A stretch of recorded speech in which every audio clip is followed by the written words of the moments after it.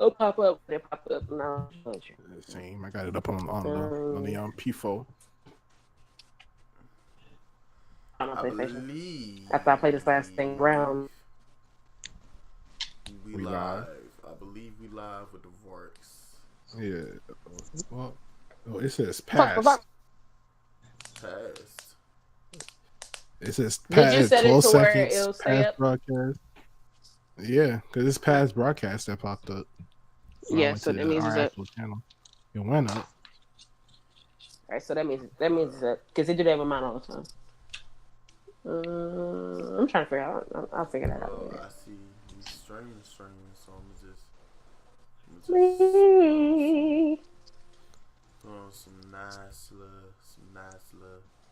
nice little tunes. Oh, I know who could play Kiddo in our little thing. Oh Lord, Lil Terrio. Oh my God. I'm mad because he legit waited for us to go live. Oh my God. No, it just popped up. It literally just popped up in my head. Like literally just popped up in my head. I was just like, huh. So who we got still? We said there it goes. It just popped up. We said we gave up on Rick and said he was gonna be Samuel Jackson. I said it's either Samuel Jackson or Harold Perrin. No, well, what's what up? We'll go with Harold, but my hat in the ring. Chris Webber. Wait, what? Chris Webber. Chris Webber? Chris Webber. I'm about to say Cuba Gooding Jr. Oh God, Way too light for that. Way too light for Rick. What is Chris Webber? How that man kneel down. Come on, man. You saw his acting skills at Uncle Drew. Oh my God! What the? All right, who next? I think we pretty much got all the dudes. We got Keith. Who's gonna play Paige? Who's gonna play Paige? That was a good question. That is a good ass question. Who's gonna play Paige? Who is gonna play Paige? Taraji P. Henson. No. Taraji Prince. No. I'm mad because that makes sense. I don't know if I would say it, but it makes sense. It do, but It I don't kinda want makes it. anything to do with. Plus, we kind of made a big gripe about me not being played by Morris Chestnut. I think it's. Okay, You want to be played by Terrence Howard now? No, nigga. Say, man. Look, man. Look, I man. said I'm Shamar Moore. Say, man. Look, we about to make this beat, man. Look, listen. We about to make this beat. Oh my God! Hey man. What's that nigga name? Hey man. You know I love you. I love you, man. Hey Paige, I love you, man. I already said I'm Shamik Moore. I was about to say It's me, Prynce, man. Okay. Terrence Howard play Prynce and T.I. play Rick. What the fuck? No, that nigga light skinned. He light skinned as fuck. Then first of all, I'm like, why the hell am I talking so eloquently for no reason? Hey yo, Prynce, it is in my understanding that you make the beats and that you try to make the beats and the performing arts here. I sound like Bill Cosby. Yeah, I was about to say this sound more like Bill Cosby to T.I. Cadence does, yes, but you get the point. I heard Prynce is Dig this here, dog. This is the king, homie. I came back to do it and everything that I. This man sound like some. I heard you make the beats, Prynce. There you go. I need that real good. I just want Rick to say I'm dead to fuck serious in a movie. That would be. That's all What the fuck? To be honest, there's not really many people who can get like the full cadence that we have. No. You're right. Unless we play ourselves. Actually, in which I case. figured out exactly who could play Rick. Oh Who could play God. Bobby Brown. Don't do that. What? Who could play Bobby Brown? He could probably. I know who you're talking about. I forgot his name. But I know exactly who you're talking about. Give me a same. You talking about the dude from New Edition movie? Yeah. Yeah. I ain't got no guns. Either him or Jason Weaver. Oh Lord. Jason. Yeah, Jason. I just realized. Jason.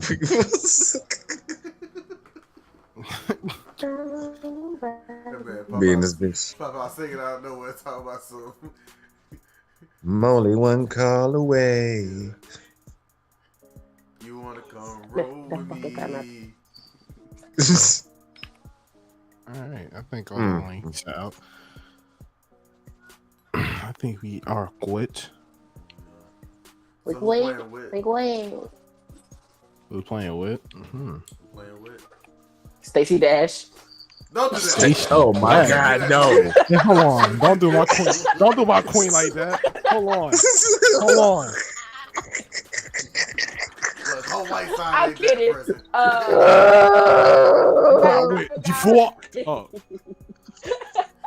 I forgot the girl's name, but she's a really good actress. I forgot her name. Who? I was always Soldada. No, not her.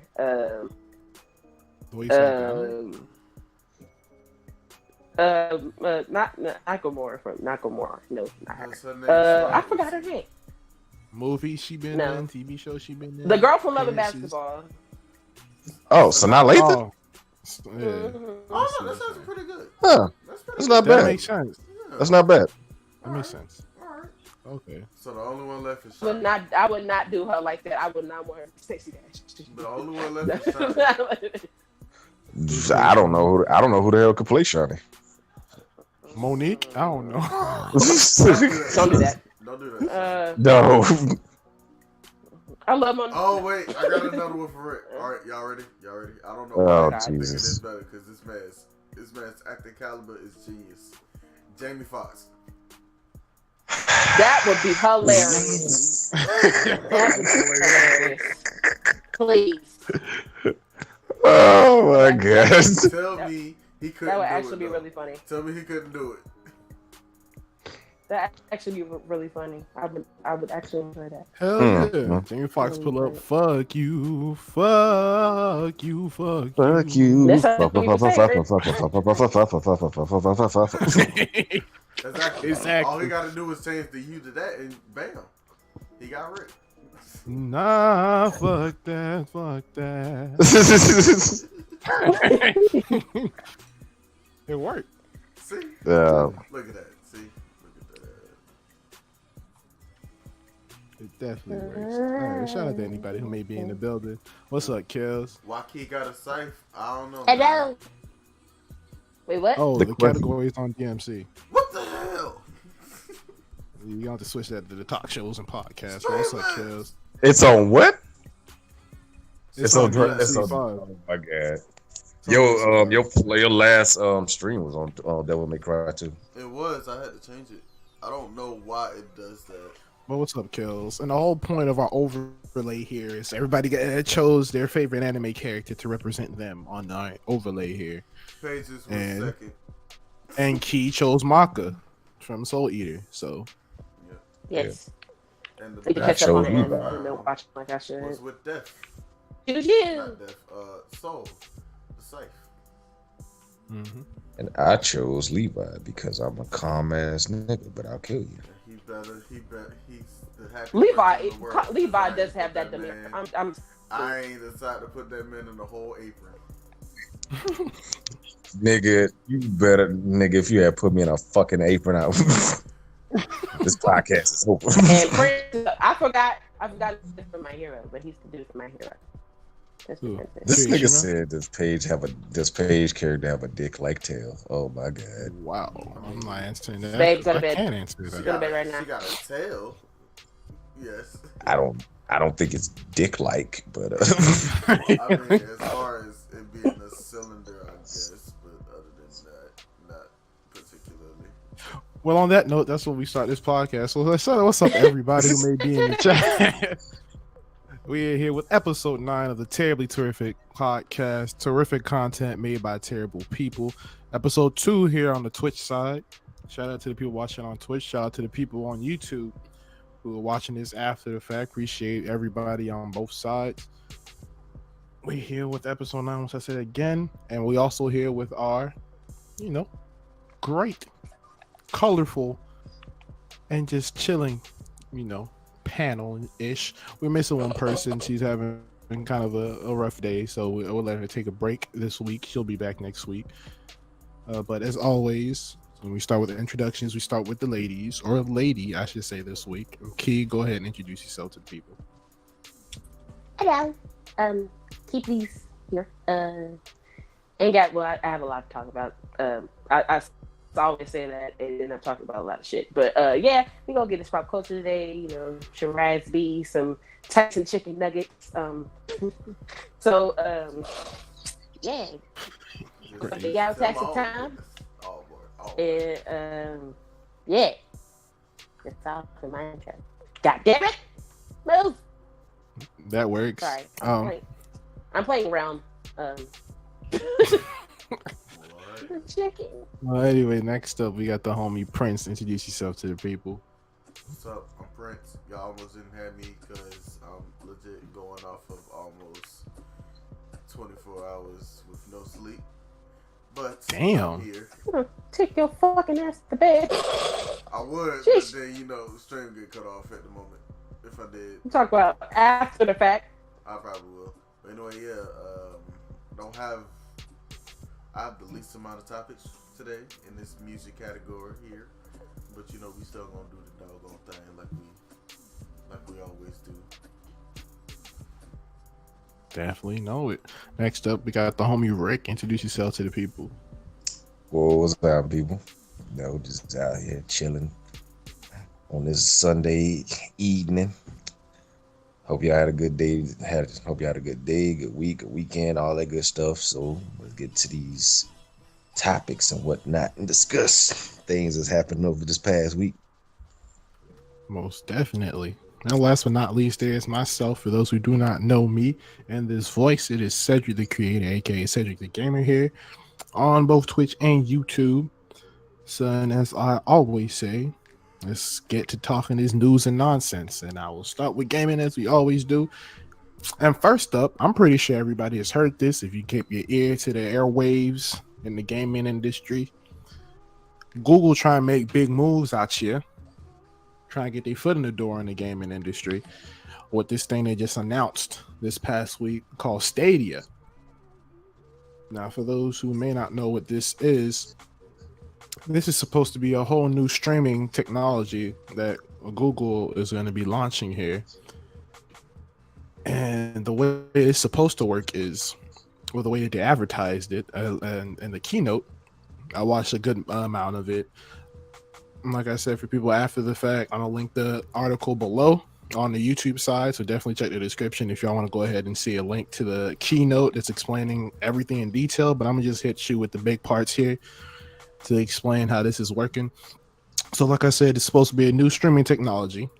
And the gist of it is, the way they're advertising it is, you can be able to play all high graphic AAA games, no latency, strictly streaming through their Chrome browser on any device that supports Chrome browsers.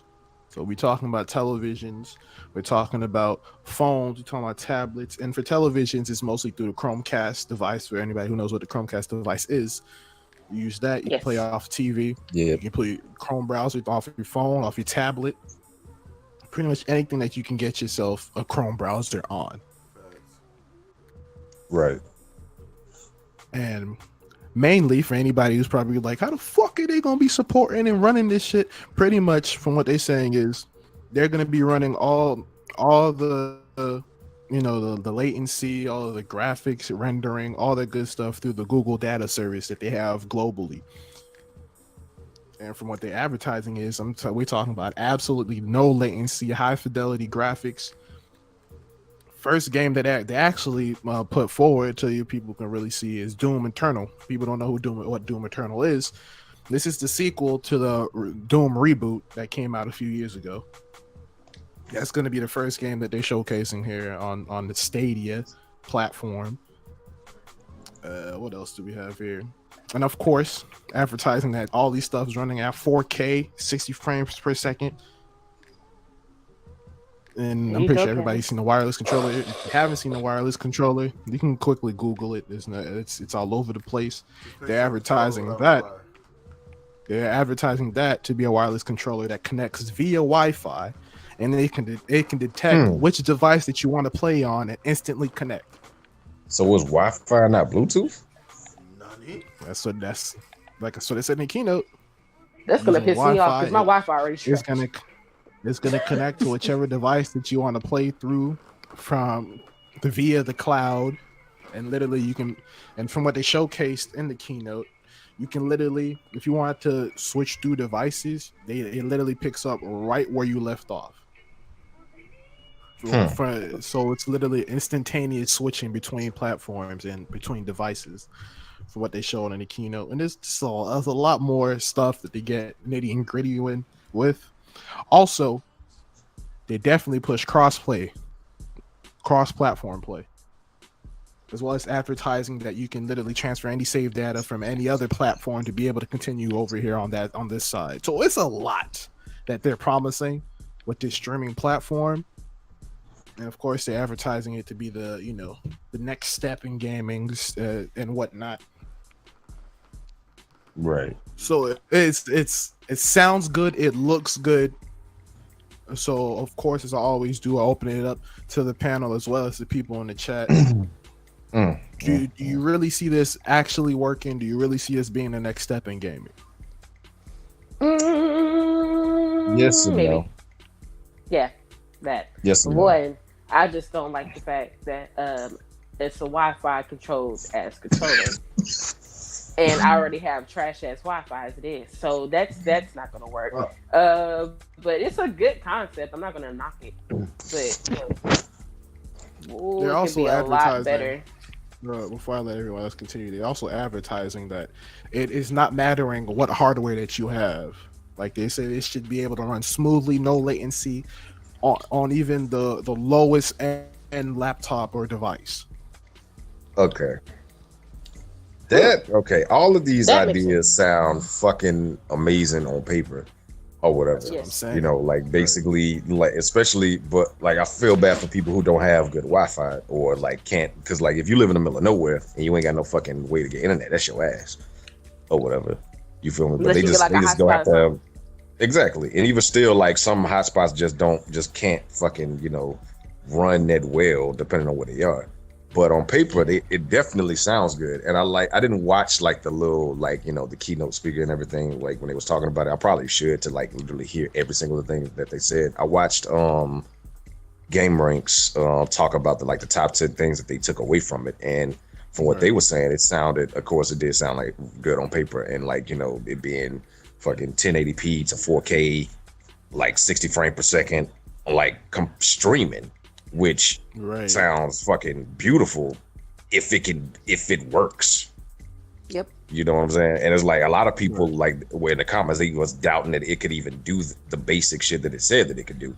And then you basically saying like it can just, because it's all streamable and it has nothing to do with hardware, it's all software stuff coming out of the fucking sky basically, that it can just stream on the the most basic of laptops is amazing. If they could get this shit to work, it'll literally change gaming like completely. But at the same time, I feel like, do I 100% think that it's gonna work? I'm like, honestly, no. I don't think that it's gonna work. I feel like that they have ideas that somebody's gonna take, or they're gonna take and improve on it. But I don't think that the first time that they're doing all of this, I don't think it's gonna work. Okay. I feel like it's gonna, like some things will, but I don't think every single thing is. Because you never know how strong something is until you actually out there in the weeds or whatever. Like you can have software like a motherfucker, but until you can test it of like the full capabilities of what it can and can't do, you have no idea. Understandable. Definitely. What about you, Prynce? Thoughts, opinions? I guess he stepped away for a second, so I'm gonna just go ahead and put in my 2 cents here. So as far as myself, I say yes and no. So why I say yes? As far-fetched as all this seems, I wouldn't, if I had to choose any kind of company to be able to try and run something as far-fetched as this, it would be Google. To be honest, they're the ones with the most technology. Now, them running it through the data service globally, I believe that, because they do. We know they've been running regular just Google searches, whatever, that search engine globally already. the Google Drive, if that's working the way that I think it's working, I haven't had a problem with it. So if it's something of that nature, just way more, intricate and worked on even further, I'm pretty sure it could work if they put in all the not necessarily precautions, but all the places, all the pieces that they need in the right places and whatnot. So on that case, I wouldn't put anybody else up to do it but Google, if I'm being completely honest. But as far as definitely the no side is, because they're also talking about multiplayer, right? Yeah. Of course, they're saying multiplayer is going to work, all that good shit. You know what people promise when it comes to stuff of this nature. But it really is really going to take a lot to stream multiplayer. And of course, people in this house don't want to close doors. So if y'all hear any sound after the fact, I apologize. But a lot of stuff that they're promising, high fidelity graphics, multiplayer, and of course they made the big broad statement of saying, I know how battle royale is working today. It might be hundreds of players today, but it could be thousands of players tomorrow. So when you say shit like that, it's a lot of broad statements, a lot of bold statements that they're saying. And as much as we know developers, companies, all these people have been saying bold shit before. Of course, they haven't delivered. But back to my point that I said before, I wouldn't put it against anybody else but Google to do it. It's the only reason why it's kind of somewhere in the back of my mind, I'm like, these motherfuckers might just pull this shit off. What if they really pull this shit off? And I've never had that for any other company when they're making bold statements. Like there's the whole rumors sprinkled around of people saying the word saying that PlayStation 5 is having backwards compatibility. Me, 100% in my mind, I'm like, that shit ain't fucking happening unless I see this shit. But bringing it back to this case, like I'm saying, for some reason I have a glimmer of hope, a little voice in the back of my head saying they might just pull this shit off. Might. So I'm on the fence, to be honest. As much as it's a lot, Google is a lot. So I'm like, as much as I want to say no, it might work, but at the same time, it's a lot of technology, a lot of power that needs to run this shit. A lot of Wi-Fi that ain't around working. the clock. Around the clock, surveying this system like 24/7, especially if this there's one thing about just regular technology. You have your places here and there to be able to check on technology, but when you're talking about a streaming service that is not just a software that you're pulling out to everybody and their hardware running it and shit. You have the hardware that you're running it for everyone globally. You're gonna need a team around the clock on that shit. I low-key think I would rather them having a console than this. That way, if it's a bad console, it won't backfire as bad as they are trying to do this shit. Well, that was the whole rumor. Everyone thought they were going to reveal a console. Come to find out, it's a streaming service. It is it's a streaming console, basically. They basically want it's a console, but instead of having literal physical copies of games or even downloading games to the actual hardware, they're trying to stream everything. Everything's gonna basically stream through it or whatever. That's what I'm saying. You don't need the best hardware to run it there because everything's gonna be streamable. You know what I'm saying? You could stream Netflix on a really really basic ass fucking phone base. You know what I'm saying?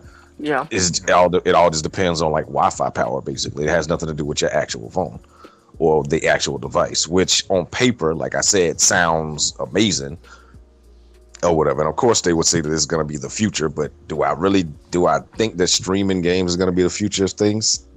I have no idea. I don't think so. I hope not.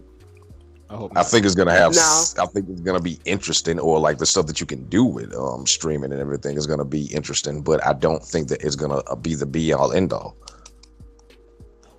Better not. That's gonna make me mad if it is. Exactly. Because 36, I don't want that shit.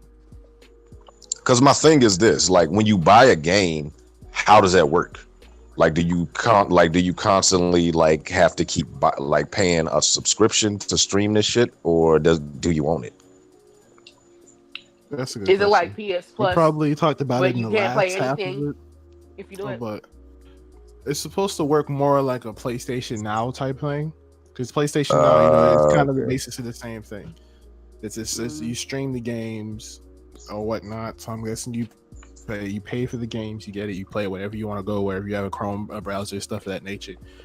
So it's supposed to run along the lines of that. Like I said, I don't know the complete details. I watched most of it. I ain't finished it yet.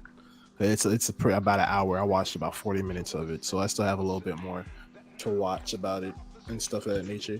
So they probably talked about that a little bit, but it's supposed to work a little bit more along the lines like PlayStation Now does.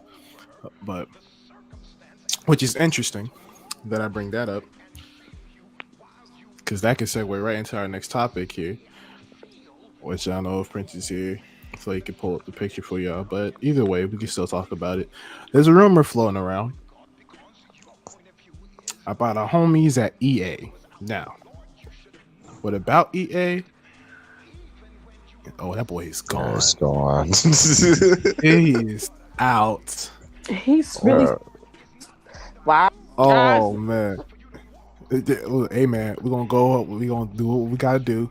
Once we finish all we gotta do. We're gonna apologize for all the snoring in advance. This nigga's a snorer. But yeah. Hey, he did say he was working out. Like, he's been up for 24 hours, so he probably hit. You know how it is when you like, soon as you sit down somewhere, you get comfortable and get quiet. That's it. Yep.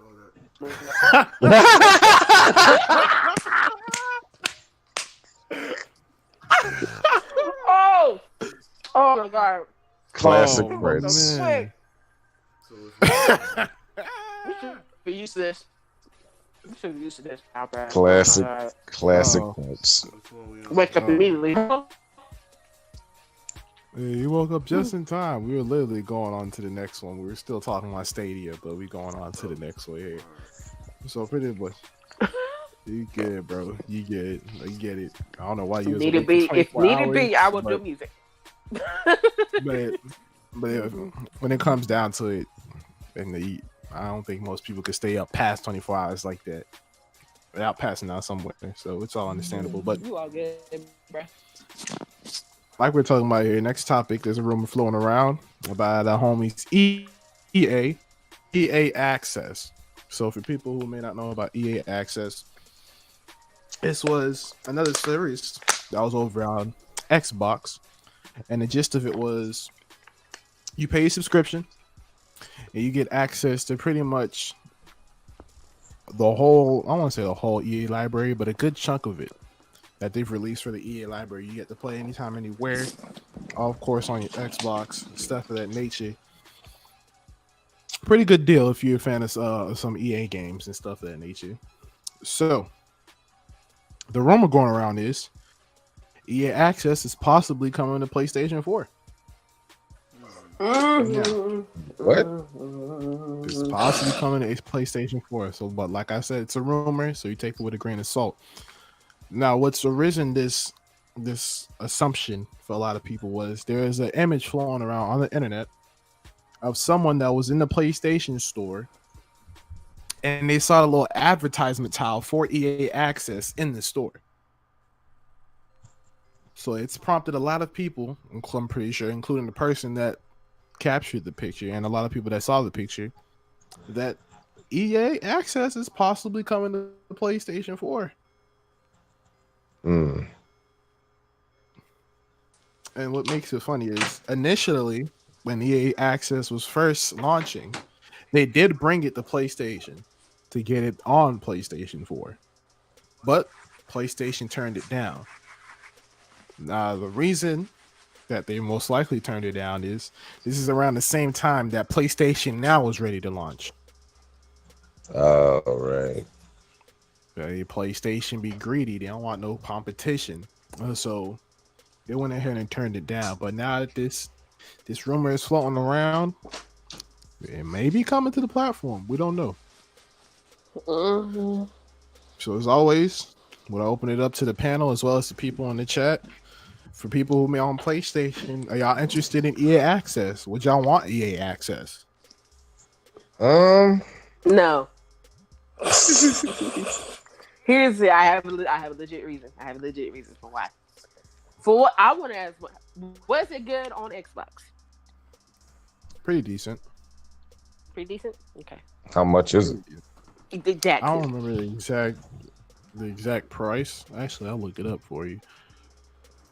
Okay. Here's my thing. Well, my guess is probably around the same price as Xbox Game Pass, something of that nature. Not bad. Because here's my thing. I already don't trust EA as it is with their games. I damn sure don't trust them with this shit. Like, EA's iffy for me. Now, if it's a good service, then of course I'll jump the fence. But okay, EA Access membership is just $4.99 a month, and for a full year, it's $29.99. Huh. Well, EA, if it's good, if I hear good reviews about it, then I'll get it. But if not, then no, because y'all iffy.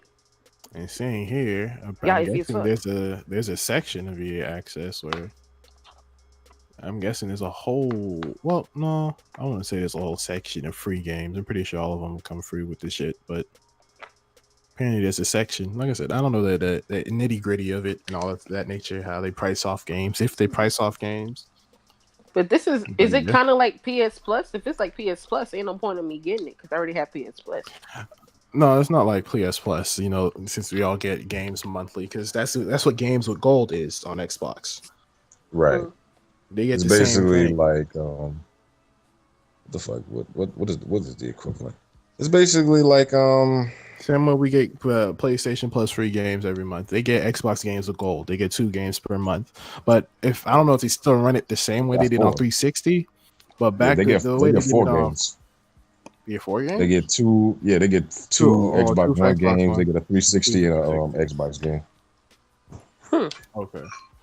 Because, like I said, I don't know if they do it the way they used to do on 360. Because the way they used to do it on 360 was they had a game. They gave you a games with gold at the top of the month and another one in the middle of the month.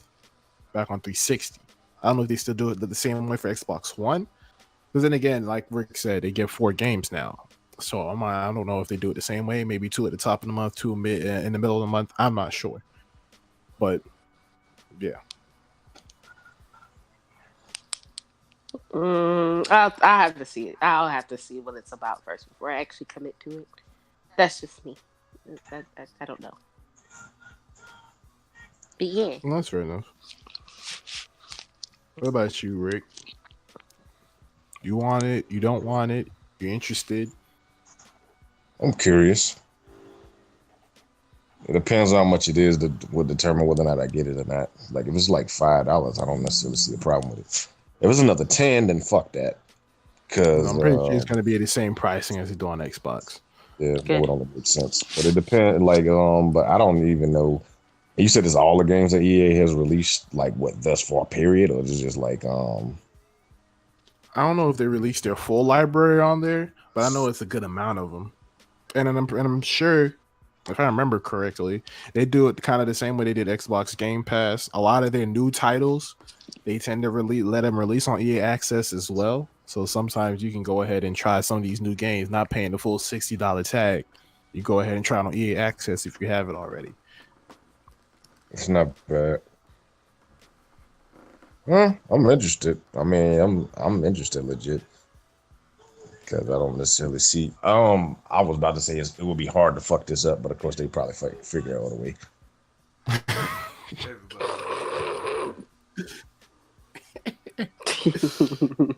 Oh man, EA. I'm just saying, like it's hard to like it was hard to fuck up like fucking Battlefield, and that they did that shit. I mean Battlefront. Wait, that is like this is Battlefield too. The fuck, fuck, they fucked all that up. Anyway, But what about you, Prynce? Thoughts, opinions? You excited? You care? If you're up, depends on what games they got on there. To be honest, like it's a pretty full list. Let me see if there's any kind of list. I'll name probably a couple of them. If I can find the list. Let's see. EA Access game list. What y'all got? What do y'all have? Don't give me the advertisement. Give me the game list. Let me see the inventory. Full list of EA Access games. Okay. Blah, blah, blah, blah. Okay, I see Army of 2, Battlefield 1, Battlefield 1943. I'm guessing pretty much, it looks like pretty much all the Battlefield games. You got Bejeweled, you got Burnout Paradise, Remastered, Dante's Inferno, the Dead Space series. We got Dragon Age series pretty much. You got all the UFC games. That's not bad. All the FIFA games. They got Fight Night Champion on there. Oh, I'm mad. I'm livid. Oh, I'm livid. Okay. I'm livid. Okay. All right. PlayStation. Let me talk to you, B. Why is Fight Night Champion not on PlayStation now, Sam? Because It might be just Why? to that. Because he got it. Oh, that is true. Good point. That is true. I'm mad. PlayStation, I'm gonna need y'all to stop being stingy. We'll talk to EA one time. Fuck. Or you know what? Let this EA Access shit be true. I'll drop $5 so I can play Fight Night Champion one time for the one time. Shit. But I'm just trying to see if there's any EA big stuff on there. oh, I doubt it. They probably don't. Oh hell no. In that case, I don't have any plans on getting it. I don't think they would ever do that shit. They should, but I don't think they would. But I see the Mass Effect series. You got Medal of Honor. You got the Mirror's Edge. No one cares about Medal of Honor. We got the live games on here. Need for Speed. No. It's been trashed since GameCube. No. NHL, Peggle, Plants vs. Zombies series, Skate 3 is on there. what? Oh shit. Okay, they're working their way back up. That's not bad. That's not bad. Battlefield Now, series, they got Sims 4 on there, the Titanfall I games. just want to know, like, is it Unravel just games. regular, or can you like play online on that too? I'm sure it should be full capability. It don't Yeah. matter to me. I had fun with both. Because I'm pretty sure if they put it on the streaming service, it's somewhat remastered. It's my guess. Like I said, take it with a grain of salt. Because Because I I'm will not sure. definitely, I will definitely play some motherfucking Skate 3. Yeah, Well, they probably do, because a lot of people, they have backwards compatibility. A lot of people play Black Ops 2 online on Xbox. So I'm guessing the capability is there. As far as I know, I'm sure the capability is there. But like I said, I don't have experience with it, so I can't necessarily confirm it completely. So you take it with a grain of salt. But I'm pretty sure there's online capability. But yeah. So, that's pretty much what it depends on. Game selection. Sounds like a good idea, but you need PlayStation to stop being stingy and shit. Hey man, they really tried to put. You know how much money they put into PlayStation Now, so I ain't mad. I understand why they turned it down, but at the same time, PlayStation Now turned out to be a dumpster fire. Yeah. But hey man, all in all, EA Access. Honestly, I don't want this to be true. I do. I want this to turn out. I have no problem dropping $5 real quick, see what your library looking like, and if it don't look good, I don't regret the $5. But if it do look good, who knows? Still If for we're being completely honest. That's what I'm saying. Anyway, in more PlayStation news, Oh God. we have this thing called PlayStation State of Play. Now, for people who want to know what PlayStation State of Play is, if you know how Nintendo Direct tends to do live streams here and there to make announcements about what's going on in Nintendo, PlayStation is going to start doing that now. What? I'll get into it. So according to Sid Schumann, who is PlayStation's social media director, he went ahead and pulled up on the PlayStation blog and went ahead and announced that Sony is going to be starting this Nintendo Direct like live stream to announce new things for PlayStation 4 and PlayStation VR. Now the first episode is tomorrow at 2 p.m. Pacific, 5 p.m. Eastern. Oh. Well. Well then. No That's Might have to watch that to see what's up, what's going on. And for those who may watch this after the fact, or who knows, maybe you come across this this podcast sometime after. It's just Monday, March 25th. For those who need to date exactly. Now, from what I found out, pretty much you're going to be talking about updates, new announcements for fans, such as new game announcements, gameplay videos, or just gameplay, I should say, and new trailers. Now, where to watch this? From the places that I've checked, apparently they're streaming it on the PlayStation Twitch channel. I didn't even know that existed until they have a Twitch channel. Researched this article. Twitch.tv/PlayStation. Okay then. As well as after the fact, from what I hear, they're going to be dropping the VOD after, whether it's on Twitch or YouTube. I'm pretty sure they're going to drop it on YouTube. They say right after the presentation, they'll be dropping the video on demand version. So if you can't make it, possibly try to check their Twitch or their YouTube. They're most likely would have dropped it. They're going to have a little VOD. Most likely both places. Yeah. Probably most likely both places. So, with that being said, as always, open it up to the panel as well as people in the chat and people in the comments, of course. Thoughts? Okay. PlayStation State of Play. I think it's a good idea. They may or may not be ripping off of Nintendo. We're not going to talk about that. But yeah, I think it's a good idea. We're being honest. All the companies are doing this now. You're right. But I think it's a good idea to see what they have going on and see what's coming out on the PlayStation. Instead of waiting until things like E3, which they're not going to, or some other like con, because I'm pretty sure people want to know what's going on and what's going to happen in the next coming months now. So, and I know the summer is like a dry spell. I don't know why summer's a dry spell for games coming out, but that's the perfect time to do it. But that's neither here nor there. But yeah, I think it's a good idea for PlayStation. They finally catching up? Finally catching up with people, because we never know what PlayStation is going to do until they drop it somewhere else or months later and whatever. But yeah, it's a good idea, and I will be checking out the thing tomorrow. I didn't even know they had a fucking Twitch channel. That's new to me, but I'm gonna check it out to see what goes on, to see what they announce. Definitely. All right, Prynce, thoughts, opinions. You checking it out? I might. I don't know. It definitely sounds interesting. They kind of been holding out with this whole, kind of timely set updates out of everybody else that's kind of been doing it. So it's interesting to see what the first one is going to be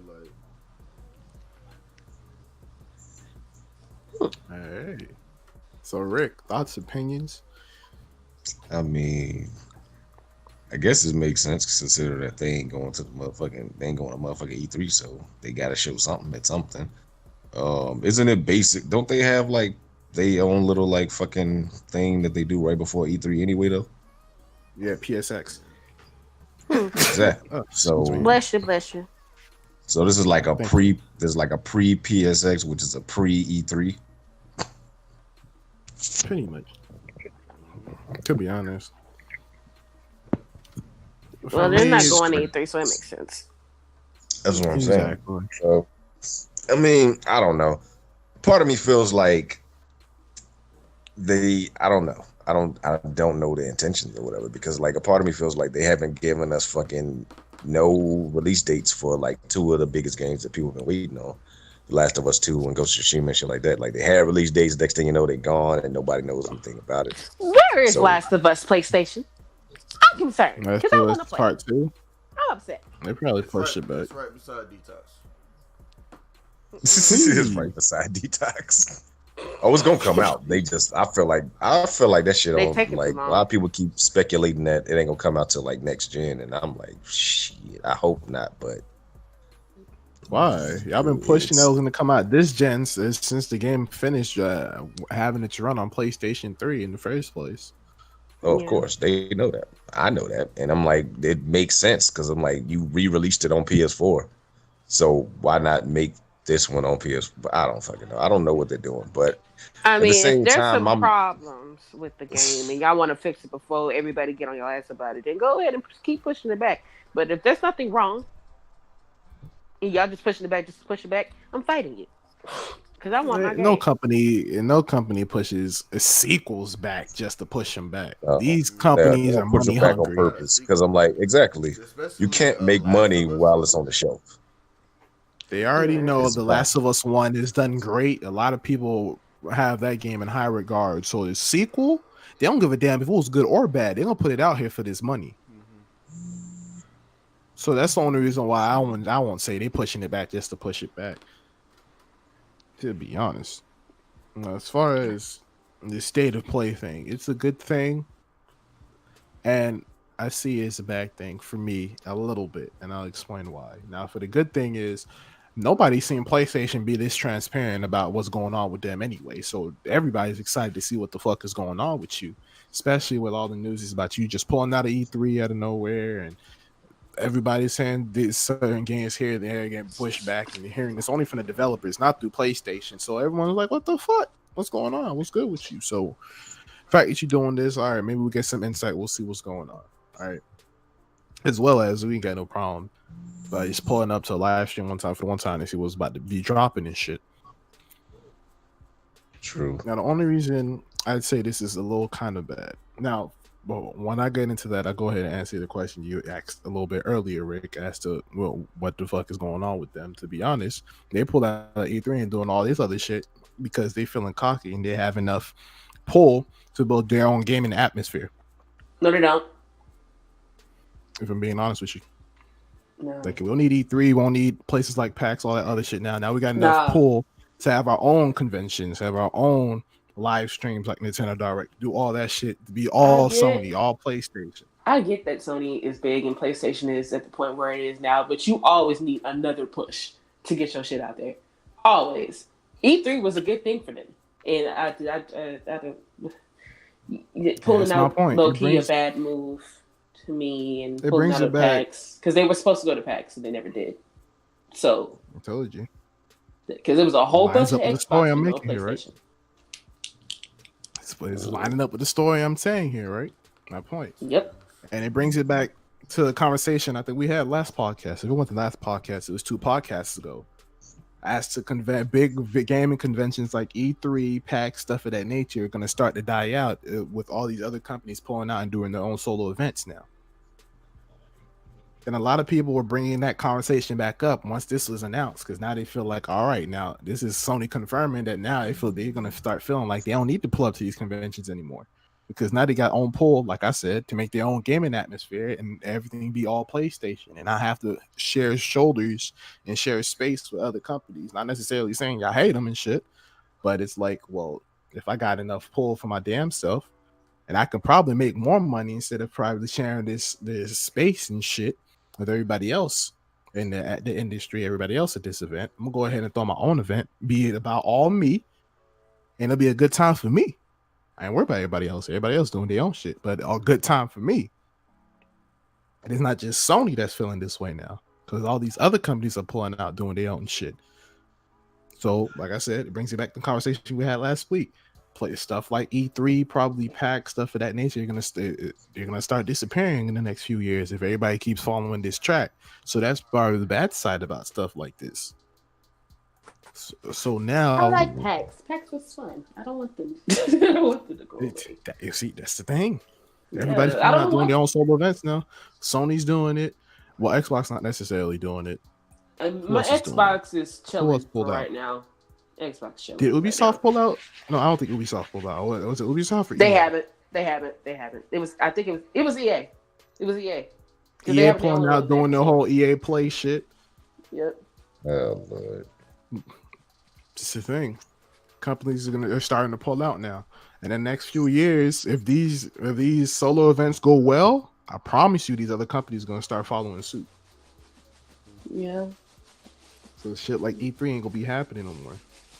E3 and PAX, like, it don't make the gaming community, but it brings people together in order to like see what's coming out and stuff. So like, y'all trying to do these solo things is just like hurting like these big companies that work so hard for gaming to be as big as it is, and y'all just pulling it out of it because y'all money hungry and stuff. That's not cool. I understand it's business, but still, that's just that's my opinion, whole point. Last time we had this conversation, I'm like, these events like this is when the gaming culture has the one time to convene, one place. Everybody's excited about games. Now you go and do this separation shit. Now everybody over here at PSX is just PlayStation people. Everybody at this Xbox place is just Xbox people.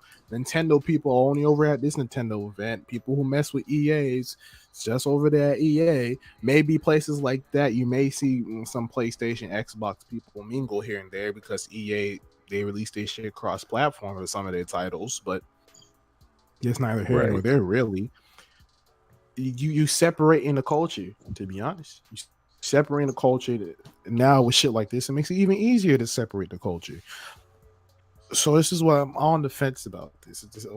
It's good because PlayStation's being way more transparent with their fans. They can finally see what's going on with their favorite games as well as their favorite console. But at the same time, on top of Sony and all these other companies go ahead and go in solo with these events. Now the gaming culture is getting segregated. So now it's like, I don't know, man. I don't know. And I know I joke about the Xbox and first PlayStation, first PC shit, but at the end of the day, we all gamers. So like, you think like, if I had the opportunity to have all the consoles, I wouldn't? Shit. If I had the money, bro. Build my own PC? Man, look. Never this movie come out. Shoot. I'm playing all the joints. For me to get a chance to be able to play shit like Uncharted as well as Gears, my life is set. What you talking about? But at the end of the day, I'm definitely checking that shit out tomorrow. I'll be home by then. Because I got class and shit tomorrow, but I'll be home by then. I'll be home at 2. Some shit like that. So I'll be here. I'll definitely check it out.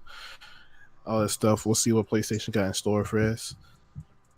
And it sounds like this is gonna be their new thing. So probably every now and again you're gonna get the memo. State of the play coming next week or some shit. Everyone who's interested gonna tune in. We're gonna get some new shit or some updates.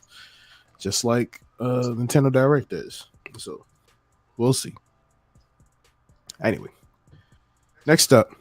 We got Konami in the news. If I remember correctly, we already kind of talked about this, or this is another company that was following the same suit. But I'm pretty sure I think we talked about this. We mentioned it last week. We mentioned this, so now it's official. The Konami 50th anniversary collection is dropping. Now, what's in this 50th anniversary collection? We got the Castlevania collection, a Contra collection, as well as an arcade collection. It's all coming out. It's coming out on all platforms: PlayStation, Xbox, PC, and Switch. Now, the arcade collection is set to drop April 18th, and the Castlevania and Contra collections are scheduled to drop early summer. So, I just simply asked the panel as well as the people in the chat and the comments, y'all with it? Y'all Konami fans that trying to play any of these games?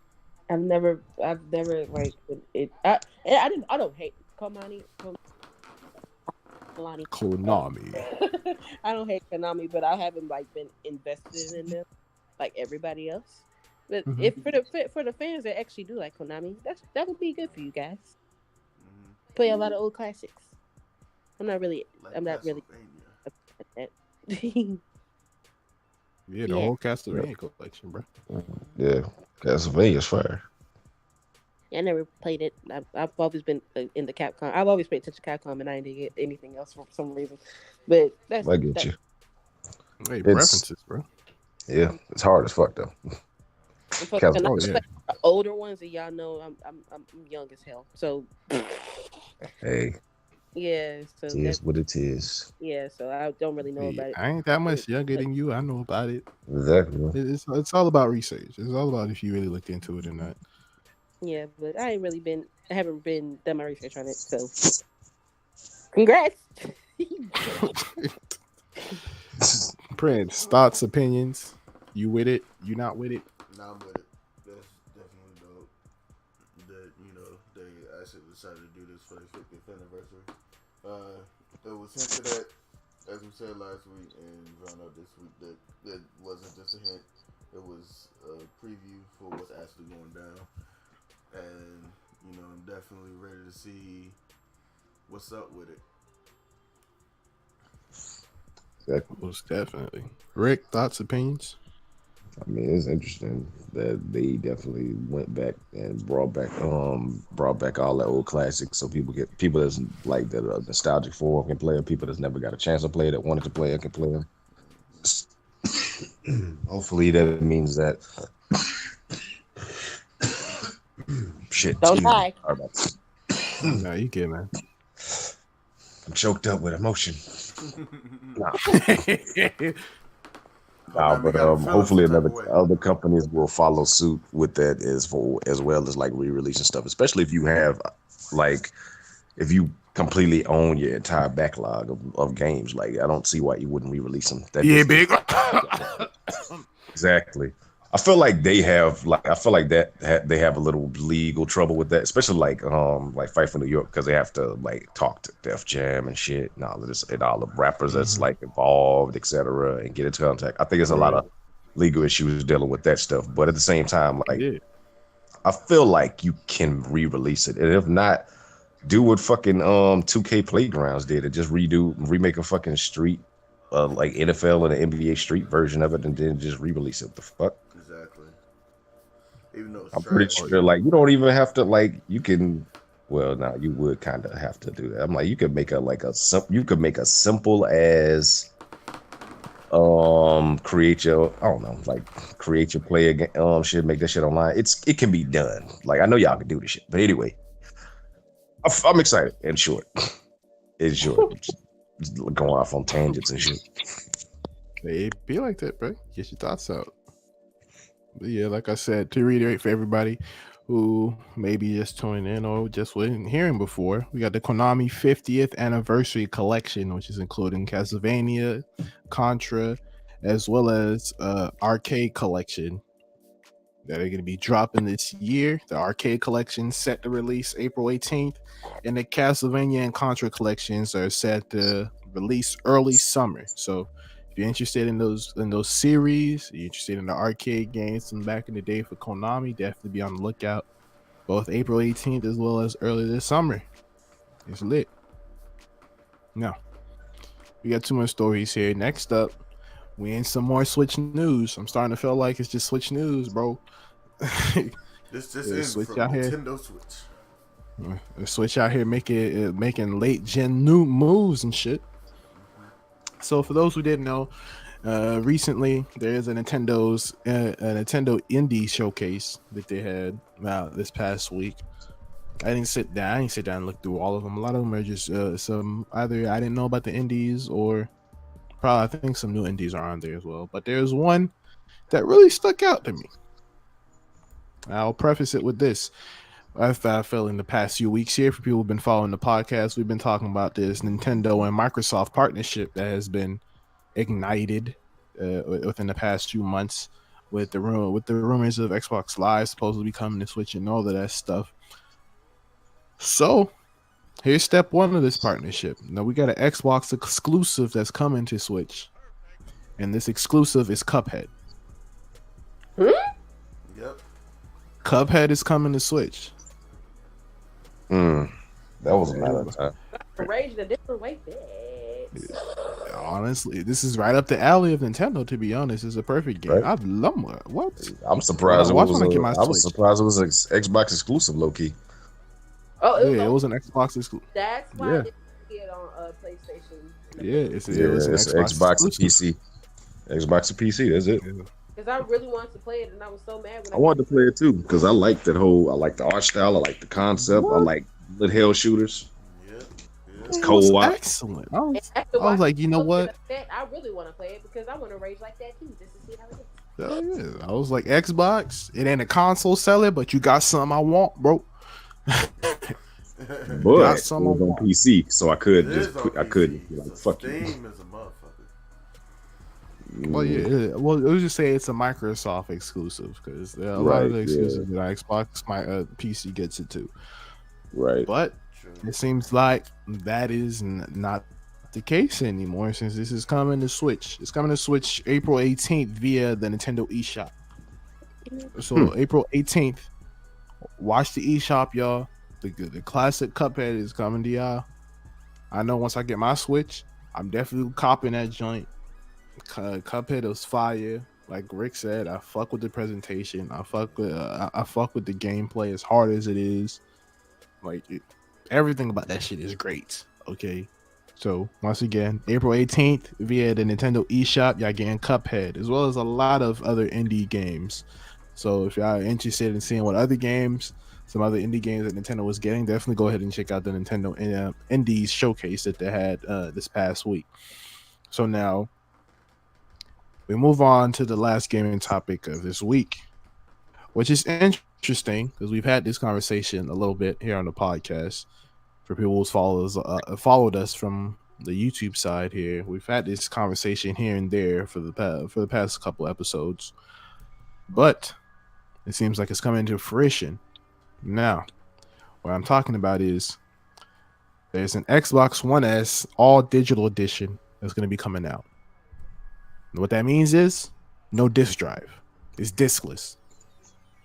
That big. So 100% digital games we talking here. That big right there. That joint right there, y'all should be seeing it on the screen right there. So this new report comes from Windows Central that pretty much just want to have detailed the name, hardware, release date, and some bundled in games. Now this is supposed to be codenamed Xbox Maverick. I'm guessing they haven't completely finalized the name. I think they have. This is just what it was under until now. So it should be selling as the Xbox One S all digital edition. Now don't expect any kind of graphical advancements on here. It's just like the Xbox One S. It's just completely digital. So they debuting this mid-April. It's going to be released May 7th. So for anybody who's interested in testing it out, that's the time you go cop it. Now, from what I'm reading, it's supposed to be very budget friendly. So it's probably the most budget friendly member of the Xbox One family. So I could probably catch this for a little bit cheaper than Xbox One S and stuff of that nature. Now, as far as the system, we talking 1 terabyte hard drive. Of course, it's coming with a controller. And the 3 bundle games that it's coming with, it's Forza Horizon 3, Sea of Thieves, and Minecraft. Now it wouldn't be my 3 choices to bundle this shit with, but hey, it's neither here nor there. I would have been like one of the Halos, probably Gears of War. Just get the Master Chief collection. Yeah, True. Master Chief, Halo, Gears of War. I don't know which one. I don't know which one either. Whichever the newest probably one the was. last one. Yeah, whichever the last one was. Because they're supposed to be coming out with a new one, like about his daughter and shit. Has that come out yet? Or what? I don't know. Just I 5? follow Xbox. Oh, it's 5? I don't think. I think it's know. Gears 5. I think that was the last one that came out. I don't know which one that hasn't come out yet. Like I said, I love Gears, but ever since I switched, I haven't paid attention. Exactly. Yeah. Last Gears I played was 2. So starting from that. Last Gears I played was Judgment Day. I think 2 was the last one I played too. Right. And 2 is the one I started with. That was the first and last one I played. Gears of War 2 was the one I first game I really played online, and them motherfuckers in that shit, boy. Oh, The shit they be talking on Gears of War 2 online? Oh, yeah. Y'all thought PlayStation toxic. They were calling you all kinds of names. Combinations of names I ain't even know existed. Exactly. Yeah. Fuck your mother, you mother bitch. What? Hey, listen, Xbox toxicity is something different out here. 360 toxicity was something serious. Oh yes, no, definitely. Triggers? That shit was worse than that. You think just saying that, you like, I don't worry about that word no more. That's how 360 has changed Exactly. me. You ever been told you was gonna get hung by a 10-year-old? Right, 10-year-old. I heard like, you're a freaking N-word, I'm gonna hang you with a noose. What? Yeah, Exactly. that's Aren't crazy. you supposed to be at school? It's 1 p.m. in the afternoon on a Wednesday, and it's not Exactly. summer or Right. break. What's Like, up how with are you? you here? Either he What are you homeschooled or his parents just don't educate him. exactly? What the hell are you doing here, bro? Rigger. So, yeah, I Like, freaking no. sniped you. This game is rated M for mature. Why do you have this game? You can't even pick up a gun. The gun that you hold in this game is bigger than you in real life. What you mean? Literally. He will crush you. Talking about some 5-man quad. Like, no, not me. Anyway. Let's go this way. No, we're not. Like 5-man quad. bring us back on. 5-man quad. These We're guys. fighting over there, and we're gonna stay over here. In case it's something serious. But anyway, like I said, Xbox One has all digital edition. What do you think this is saying about next gen, possibly, or the future, pretty much? The fact this is actually coming out. Now, I don't own an Xbox, but to be honest, I don't think it's worth the purchase if you already own an Xbox One, especially Xbox One S, obviously. But just the fact that they're releasing an all digital edition, what do you think this says for the future? Oh, so that's real? That's actually coming out? No, this is actually coming out. May 7th is releasing. They're debuting it mid-April. Oh, fuck. It's dropping May 7th, 2019. So now that you know that, how do you feel about it? Y'all know I'm not into Xbox like I was for 360, but Well, yeah, like I said, what do you think this says about like the future gaming here? I mean, I'm a physical copy person. I like pressing physical copies, so it wouldn't be for me. But Right. for people that don't like physical copies and just want to have that downloaded quick and be quick with it, it's good. It's good for them. Just not personally for me. But I feel like it's a good concept. We'll see how far it goes as far as like how it actually works. Yeah. But yeah, I'm into it. You. Like What about it's, you, Prynce? Oh, you go ahead. Rick.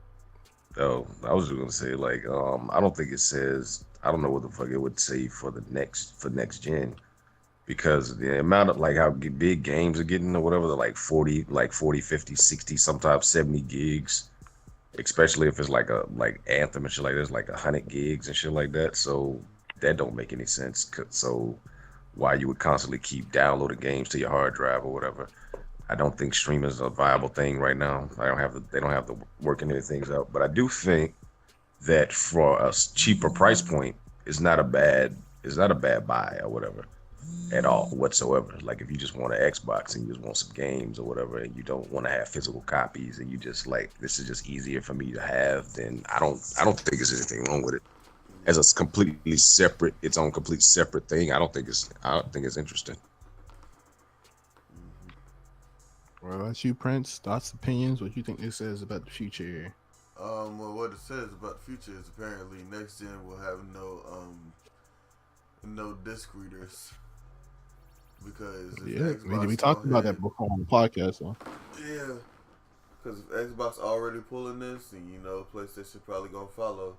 So hey, but yeah, nah, it's not a terrible move. I'm really trying to see if they can pull it off. I feel you. As far as what I see is, like I said, we've talked about this on the podcast before. What we think about what's the new feature they're gonna bring next gen for any of these consoles, and we've all here have said that there's possibly gonna be no disc drive. So the fact that this it's coming out way earlier than expected, it might just be confirming that, who knows, next gen Xbox is either gonna be a version that is diskless, or just the base version is gonna be diskless. They might stop making Xboxes with actual like disc drives now. And just make it all digital, especially if this goes right. That's my point. Which means that either they're going to be releasing way bigger hard drives, or they're going to find a way to be able to compress these game sizes. Yeah, either or. It would be slightly more viable, but at the same time, I don't think that it's going. I just don't think it's going. I don't think the next gen is gonna. It should not have fucking disc drives. It's just stupid, because it's not like people are gonna ever stop making discs or copies or whatever. And then like if somebody like say you got a friend or whatever, and you're like, hey, I want to surprise them with a game or whatever, then you just buy them a game, and then you like, then surprise, happy birthday, whatever the fuck. And then they like, okay, what the fuck I'm gonna do with this? I don't have a disk drive on my game system. You send them a game key. That, and what if like there's like games that you can only have a disc with the Xbox? I'm pretty sure if they do come out with the console, if they do come out with the console being discless, there's not going to be any developers either coming to Xbox with a game for them that's coming discless, or they're just going to make the game completely digital. Yeah. Because a lot of developers, they don't necessarily start making games for the next gen until they know what hardware they're working with. So once they know that the hardware is discless, they're not going to be focused on trying to get this game on any kind of analog thing here. It's going to be completely digital. Yeah. So with that being said, let's give or take with that and shit, since everybody has had their pros and cons with digital games in the first place. And to be honest, if they do take this path next gen, the smallest system you're going to be seeing is 500 gig, if we see it. That is trash. If I'm being honest with you, because like I said, I don't think they're going to be selling any kind of small hard drive system if they're going diskless. Oh no. I feel like you should have at least a terabyte. If you're saying terabyte is going to be the smallest size they're going to be selling next gen, if this is the case. And what's up, Allie? Appreciate you coming through, as well as Des. And say hi to you earlier. But if they do go diskless next gen, the smallest we're seeing is 1 terabyte. To be honest, if I know sales as much as I've seen it, like I said, I'm no sales expert, but I've seen shit. If they're gonna be doing that, it's gonna be 3 sizes. It's gonna be a 1 terabyte, a 2 terabyte, and a 5 terabyte. Offer it. It's probably gonna be 3 sizes, and of course, it's gonna be jumping between probably 100, 150 price difference in between each version. If I've seen the way they've been selling consoles these past gens, I'm pretty sure that's probably gonna be the sales point that they're gonna be running with if it's going diskless. But I doubt that they're gonna be going diskless next gen. I just feel like there's gonna be a diskless version on sale. There's gonna be one with a disk drive and one without one. And each one of those are gonna have their hard drive sizes with different price points, of course. So it's gonna be interesting to see. It's definitely gonna be interesting to see. We're probably on the horizon of a lot of companies putting out way more digital games, most likely. But I'm pretty sure the AAA companies are gonna still stick to the discs as well as the digital version. But yeah, that is all we have this week for gaming. We go ahead on to our next section here. Go ahead and take it away. Okay. It will respond me in the middle of the damn shit, but we're gonna do it. Hello, keep it easy here, and we get into pop culture. Not too many topics, but there's a lot of topics that I would like to discuss. So they took all the damn guns. But first things first, I think I put this first. We're gonna talk about RAZ. As y'all know, we did talk about him the last week regarding the whole Chris Stokes situation, which is really fucked up. They made him stay on the tour, and I think it was last night. He ended up storming off stage. I guess it was. I guess it was too much for him, and I guess he's sticking to BS, which I don't blame him at all. And he ended up storming off the stage. I don't know if he's going to stay on the tour after that, because it's kind of, if you're on a tour and somebody's acting like that, it's kind of it can be kind of embarrassing. But at the same time, it's just like y'all put this man through hell and made fun of him for being molested when he didn't deserve that. So I just hope he's okay, because he doesn't deserve to go through that. He does not deserve to go through that. But y'all have any thoughts on the matter? of him maybe leaving. I honestly think he's a trooper for actually even going on the tour. Period. Yeah, no, definitely. True. If it was up to me, if anything, maybe you do like they do all that award shows all the time. Probably have a satellite appearance on screen for a few minutes or some shit. Just say what's up to the fans and call it a day, or some shit. Oh, not for me. Y'all ain't seeing me. I don't give a damn. But I don't give a damn about no reunion. Y'all ain't seeing me. I know that. But if we talking about just from a group standpoint, everybody love the whole group together. Like I said, they just do a little appearance here and there. You ain't singing no songs. Fuck, I look like singing a song via satellite with the latency being off and shit. Nah, it's a whole fucking mess. I'm not doing that. I'm about to be a whole damn hologram out of this motherfucker. That's what I look like. That's a lot of work. That's a lot of work. But like I said, if it was up to me, I ain't showing up for shit. Fuck, I look like. But like I said, he's so brave though. I really do. Oh no, like I said, he's a trooper for actually even going on the tour. Definitely. But honestly, I want to put it against him if he stopped going. He stopped after that. Yeah, I'm proud for him actually going at the same time. It's just like your mental health is a lot more important than being on stage. Facts. With somebody that molested you when you left the group. That's the reason the whole group broke up in the first place. Because Christos, I think that's his cousin, actually. Christos is his cousin. So it makes it even more weird that you're over here molesting your other cousin. Yuck. Yeah, and now you're on the tour with them, and y'all still let this man. Y'all still let this man after all the stuff that's happened. Like, that's kind of fucked up. I would not want to be in that. So I condemn him for being brave at the same time. I feel like if you need to leave. Omarion can find somebody else to fill your spot. It may not be the same, but hey, life goes on. You can be good. The hologram looking real nice right now. You right. They did with Michael Jackson and Tupac, but yeah. That's all around. You're right, but still, they got the money. But they can put all their money together. They might not make much, but they can make something. But anyway, Tyson chicken. Tyson. What about Tyson? What Tyson do this time? They are recalling 69,000 pounds of chicken strips that may contain pieces of metal. The fuck y'all grinding y'all chicken with?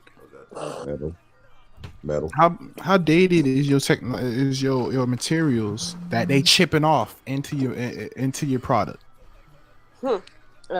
Yeah. So Tyson, look, I haven't eaten Tyson chicken in years, so I don't have to worry about this. But if you have been eating Tyson chicken, please go to the doctor. I'm so fine. Wait, how long ago are they talking? They just said 60,000. It doesn't matter. Ain't no telling how. Like, they just saying they just recalling pretty much everything. They don't know what is for real. Kills big oops for the chat. It's on. Babe, so you ate the chicken nuggets. It's only chicken strips.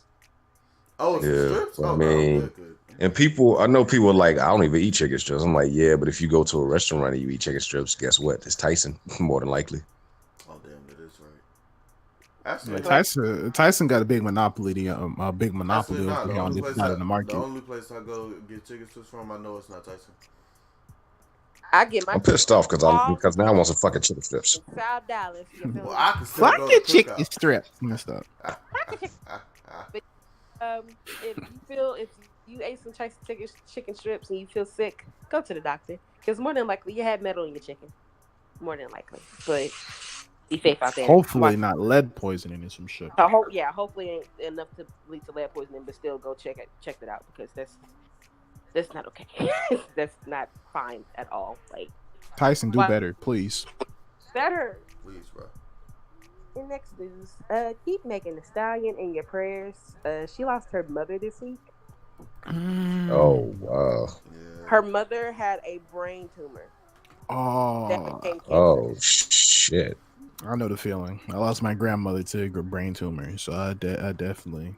know the situation, man. That's Yeah, tough. she said because people were making fun of her mother on Twitter, literally after she died, and You making see, fun of Megan. The fuck? Yo, bro. Yo. yeah. So Bro. yeah, Nah. talking about some. They were literally, oh, she died because Megan over here showing her body, and Megan over here twerking What online. the fuck Megan does that over have to here, do Okay, with the and other? Megan you over here doing that. So you motherfuckers. telling All right, me let me talk to you. When her You mom was motherfuckers. when her mother was literally her manager and watching her do this stuff, literally, she had to shut them down real quick. Megan was influenced by her mother to rap. Megan got her confidence from her mother, so she basically lost her best friend, basically, and that's really sad. She said on Twitch, she said on Instagram that she's gonna go 10 times harder. She's not gonna let this stop her bag, and keep her in her prayers. I don't know. They probably had the funeral already. No, her mother died Tuesday.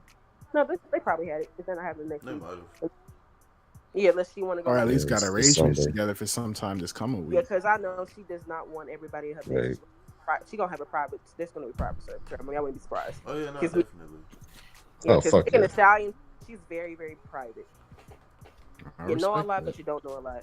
Yeah. That's the way you move out here in the public eye, bruh. Let them know about it, but they ain't got to be all in it. Now, people at PV, of course, they know her because she's on campus whenever she could be on campus. But other than that, then she's very, very private. And speaking of Megan Thee Stallion, people were talking about her being on the double XL thing this year.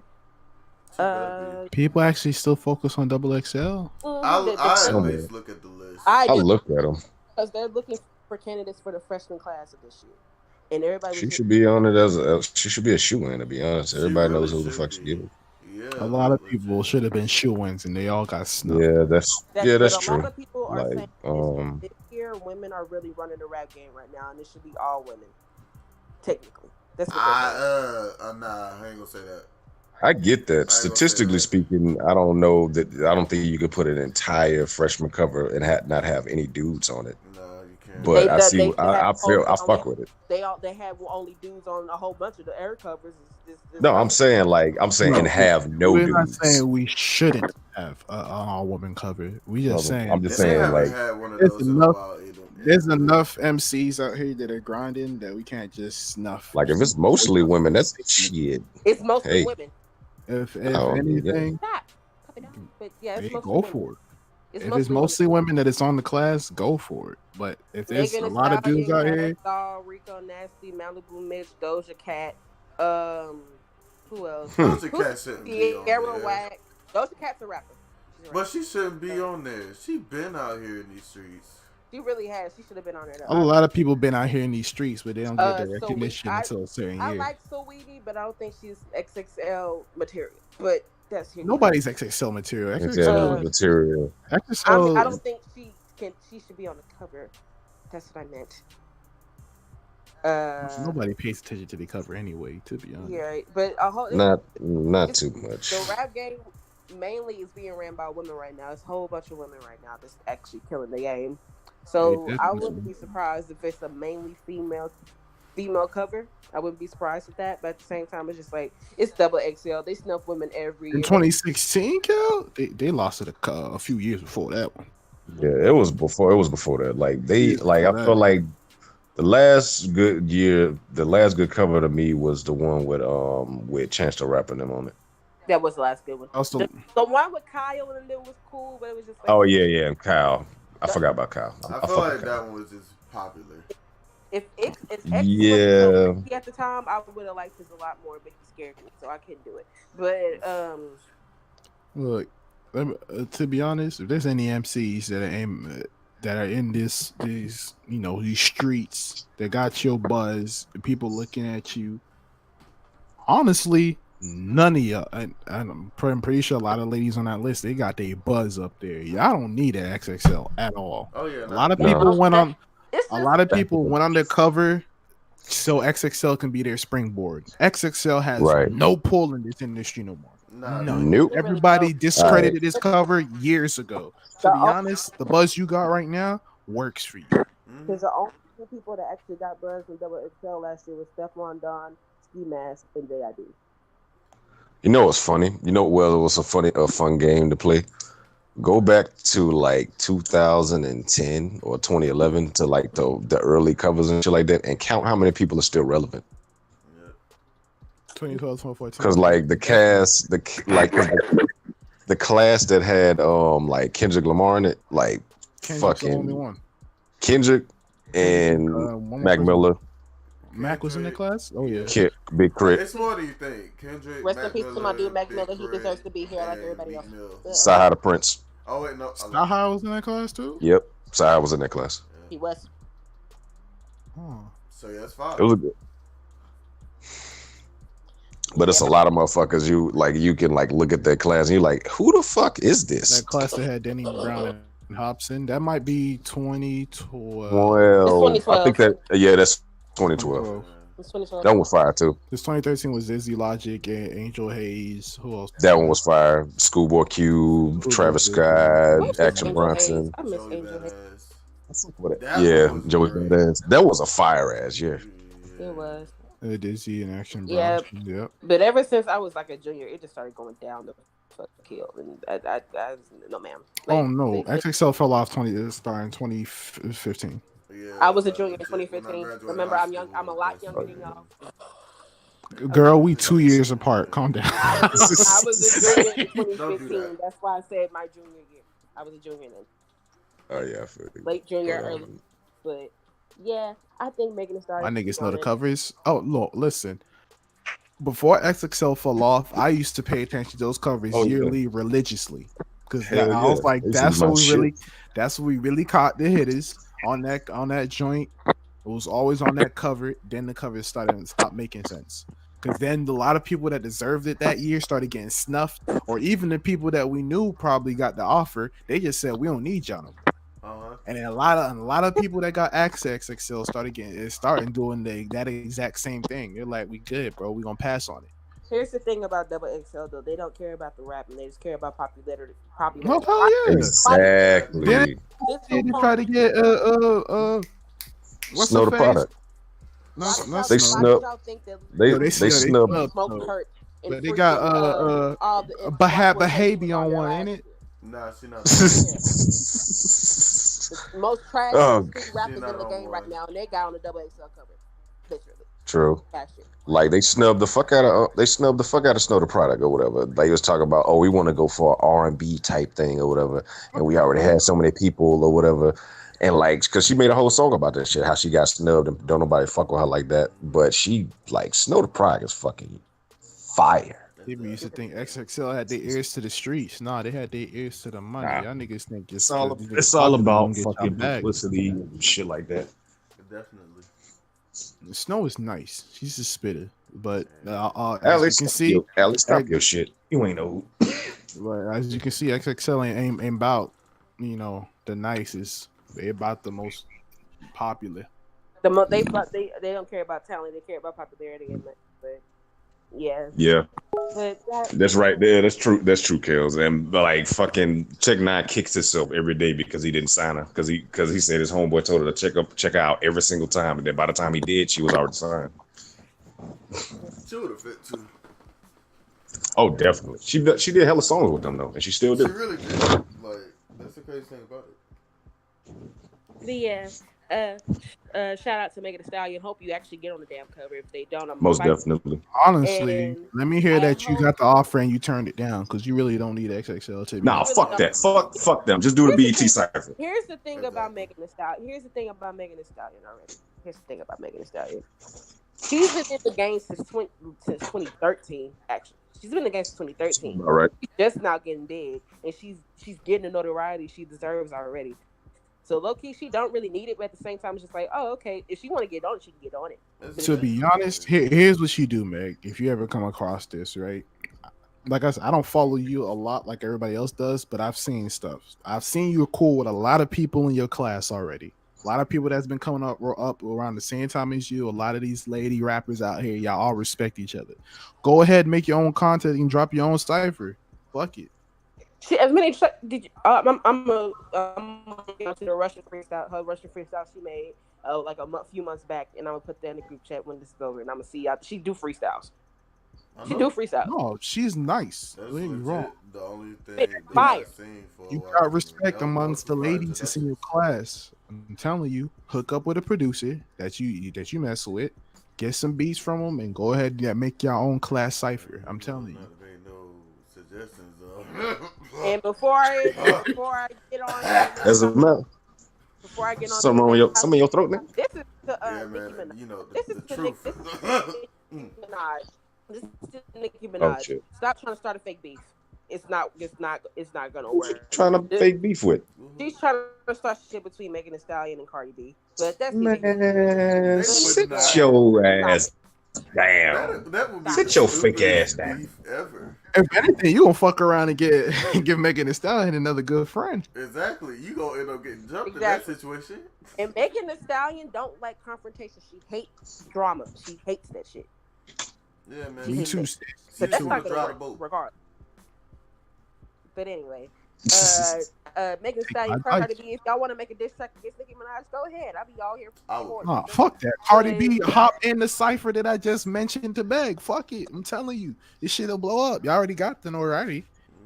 Everybody that's in that cipher, go ahead and push it out once it drops. People will watch a Cardi B, Megan Thee Stallion, and Rico Nasty cipher. Ooh. Nigga, everybody.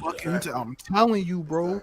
Y'all nowadays the way artists come up, they come up with their own buzz before they get signed. That nowadays going the independent route looks really nice. Not saying it's easy. Megan but it just looks Megan really Thee nice. Stallion. She's the son of Columbia Records. Telling you, Wait, go she ahead. signed to Columbia Records? Mm-hmm. Oh, She if you can't be on you signed, XXL talk anyway. to Columbia. Talk to Columbia. I'm pretty sure Columbia is gonna want a piece of that pie anyway. Talk to Columbia. Get all these people that you mess with right now in your class. Well, then, Even Cardi B. If you really get that link with Cardi B, do your own cipher. I promise you, it's gonna get numbers. I'm if telling she you. signed to Columbia, then by the official XXL rules, she's not supposed to be on XXL anyway because she got a major deal. Exactly. Well, I don't know how this shit. They changed She signed that. to 3000 Entertainment before she signed to Columbia. That was her first record label. Yeah, but she still So, signed to Columbia now, so technically they're supposed to go off of what she signed now. I don't know, but she just signed, so we're gonna see what happens. But Megan Thee Stallion, you that girl, you got that bitch. I love you. I hope you found comfort, especially since the one that taught you everything that you know just passed. So, yeah. Definitely my condolences with Megan Thee Stallion and her family and friends. It's definitely not. Most definitely. Well, on to the next. Y'all know I didn't know YG had kids to begin with, but YG and his I ain't know a nigga had kids either, but they're about to have another baby girl. Reportedly, they're expecting Another? How many kids do you got? I don't know. I didn't even know he had kids. I don't know. Fo just seemed like I didn't know he had kids to begin with. More than one, apparently, since another is in the title. He So about to more than have- one. He about to have more than one if you do. If You don't have no kids wearing them ugly ass shoes. But anyway, Apparently he do. Shoot, you ain't gonna go tell him to his face. I ain't gonna. Facts. I'm right. 'Cause I ain't about to well, congrats to YG and what's her name? Caitlyn? Caitlyn Sparks. Yeah, that's what what Oh. said. Guys on the I baby. thought him and what's her name had a thing going on. Jordan Sparks. No. Going blank with her name. I know she hates you. That's about it. But yeah, shout out to this. Congrats on the baby girl. Oh, Hope Karen she Civil. has a good delivery, is happy and healthy. And next topic, in Living Color, the cast to Living Color living color. reunited after 25 years at the Hey. Rebecca Film Festival. So they were awarded, I think they were awarded with an award. Yeah, they holding stuff like they got awarded. Yeah, they got awarded. Damn. And all linked up, all got together, all was happy. I was happy as fuck when I saw Jim Carrey. That nigga low-key That's buff. what's up. This The nigga guy he low-key started off, buffed man. the hell up. A lot of people forget Jim Carrey was Remember, on that Jim show, Carrey, bro. Jim Carrey was homeless before he got on Living Color. That nigga boosted buffed his the hell career up. a lot. Shoot. Hey, that's what happens when you got money, nigga. You get that multi-million. Yeah, you in the gain gym, you be hitting, bro. You gain weight. You All either the get fat or muscle. the Or both. Wayans family was there. Jim Carrey was there. I don't see Jamie Foxx or any of the Shit, other black ones don't that crack, was my G. My Jamie dude Foxx was clean. Jamie Foxx wasn't the original cast. He was like in season like 4 or 5 or some shit. Okay, that makes sense. That makes sense. Yeah. And even still, like at first when he first started being in the skits, he was like a special guest. Like they didn't even know if he was gonna be like a permanent member. Right. Okay, that makes sense. Because I was like, where Jamie Foxx at? But yeah, I don't see David Allen Greer though. That's the only like one of the people that's like one of the core people that I don't see in this picture. Yeah. But congrats on their awards. I'm happy they reunited. If y'all want to go ahead and get some of the new, like people like Micho Marge or Kenny Knox or any of them in the new show, go ahead and hit them up. We need some new faces, some fresh faces on TV. But that's neither here nor there. But in my last little topic, it's kind of sad. Pray for Lil Uzi. What happened to Uzi? He doesn't want to live anymore. Huh? Well, oh my goodness! All right then. Yeah. It's just like ever since it's not before he even stopped making music. It's just like he hasn't been happy, and that makes a lot of sense because these rappers, they come into the game, they get all this money, this notoriety, but they can't really find any happiness in what they're doing, and it makes them spiral. So here's my advice: disconnect. Yeah. If you need to uninstall Instagram, Twitter, all that stuff off your phone real quick, or even throw your phone away for a little bit, disconnect. Because nowadays, you blow up, you make money, but all those people that helped you make that money, now you're starting to pay attention to their opinions and their thoughts on how you move and the music you make it, and this, that, and the other thing. Try disconnecting. Go hang out with some real friends that you've met, maybe even before the game, or some you've met in the game that is genuine. Go fuck with them for a little bit. Because he has some good, genuine friends. I don't know what's going on in your life, Uzi, but I hope you okay. I don't want you end up doing some crazy stuff. That I don't want you die. It's one thing I don't want you to do.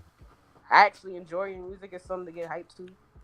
He's one of the mumble rappers I actually enjoy. So, and another thing in Uzi news, his old record label is about to release his album. Oh. Without consent from him? I don't know, but sources mean, that they're about to release the album. I don't know. When that was worded, it sounds like he wasn't part of the process of releasing. Right. If he's under contract, he don't necessarily have to be part of the process. They basically like, nigga, we own the rights to this music, so we gonna release this shit. It's true. Yeah, they said they're about to release the album. I don't know when they're gonna release the album. I saw like a thing on Twitter saying that they were gonna release the album, so I was just like, okay, no, but because he don't make music no more, and I don't still really enjoy it if he were to do it. But hey, the label, they like their money. Right. They put money into that. They gave him the resources to make it, so they're gonna release it whether he like it or not. As bad as that sounds. Exactly. Legally, they own the rights to the shit, so they can do what the fuck they want to it with it, which is fucked up. Right? They trying to make their money back. Yeah. But yeah, keep little Uzi in your prayers. He really, really needs it. I don't want him dying. I don't know. So his album all around the place. So real quick, like that was as I do when we usually do this damn podcast. I was like randomly scrolling through fucking Instagram, and I found this, which apparently I didn't know was being made. Apparently, there's a fucking animated Scooby-Doo movie that's coming out next year. No, don't want it. It's happening. It's happening whether or not you want it or not. Here are the voices of everybody that's involved. So Will Forte is Shaggy. Will Forte. Will Forte. First, we gonna get to you, but I'm going to talk about us. I'm not doing no spoilers. It's just like statistics of what's been going on. So, as I saw us this weekend, spectacular, stupendous. Jordan Peele knew what he was doing with this movie, and y'all need to go see it because I would be shook as hell because I knew I was. But it is the highest ranking, it's the number one original horror movie. Like it's the highest grossing original horror movie in film history. That's what you're trying to say. that it's the third most highest grossing horror movie in history, and it made 7.4 million opening week. I'm not shocked. So here's the thing. Here's my little thing to Hollywood. Even though I know y'all not gonna hear this, and I know y'all not gonna listen regardless of what anybody says. But this is a sign that black people and black actors and black movies are actually marketable. That's not using us as stereotypes. I'm not gonna get into this conversation. I'm not gonna be that old drum. I have an unpopular opinion about this thing, but I'm a. Well, share it. This is what the podcast is for. Share it. All right, here it is. I'm sick of this because Hollywood has this thing of casting what has been considered fake black people. It's black people that are like elaborate. Because where is Lupita and the dude? I don't remember the dude's name, but they're not from America. Winston Duke. Lupita and Nyong'o. Yeah. Lupita and Winston Duke. Yeah, they're not from America, so they're not really considered like African American and whatnot, which technically is but Lupita's from Kenya. I think Winston is. I know Lupita's not. She's from Kenya. She's from Kenya. Oh, well, I didn't know what she's Kenyan and Latino. Yeah. Well, so it's really for Latino. Latino. That throws me off, but okay. Her father is Latino. Huh. All right then. Random. All right then. Well, okay. Well, this is more about Winston than her. But yeah, it's like this whole thing of like casting like British black people so it can kind of be accepted. It's like, hey, we got black stars now. Apparently, Winston Duke was born in Trinidad and Tobago. What? Well, it's not the fact that they're like I knew from an island, it's not but I that just they're didn't know born like anywhere other than else. It's that they're pretty much raised in like London and Britain and that area, kind of like pretty much like Europe, and that's kind of where their upbringing is from. And it's like pretty much we're supposed to be okay with them being the stars instead of like up and coming actors that are actually from America. You know, like the parts that we know and whatnot. And I kind of just have like a problem with that kind of being like the well of where they want to pick black people from as far as actors go. All right. Dig this here though. That's actually not unpopular. I completely get what you're talking about. She was born to Kenyan parents in Mexico. That's different. All right, so dig this. That's random, but I mean, I have a friend that's like she's from Zimbabwe and her dad is like from the Congo and shit like that, and she grew up in fucking Panama, so she spoke Spanish. Like you just all over the fucking place. How you African and speak Spanish and Japanese? Anyway, so dig this shit here.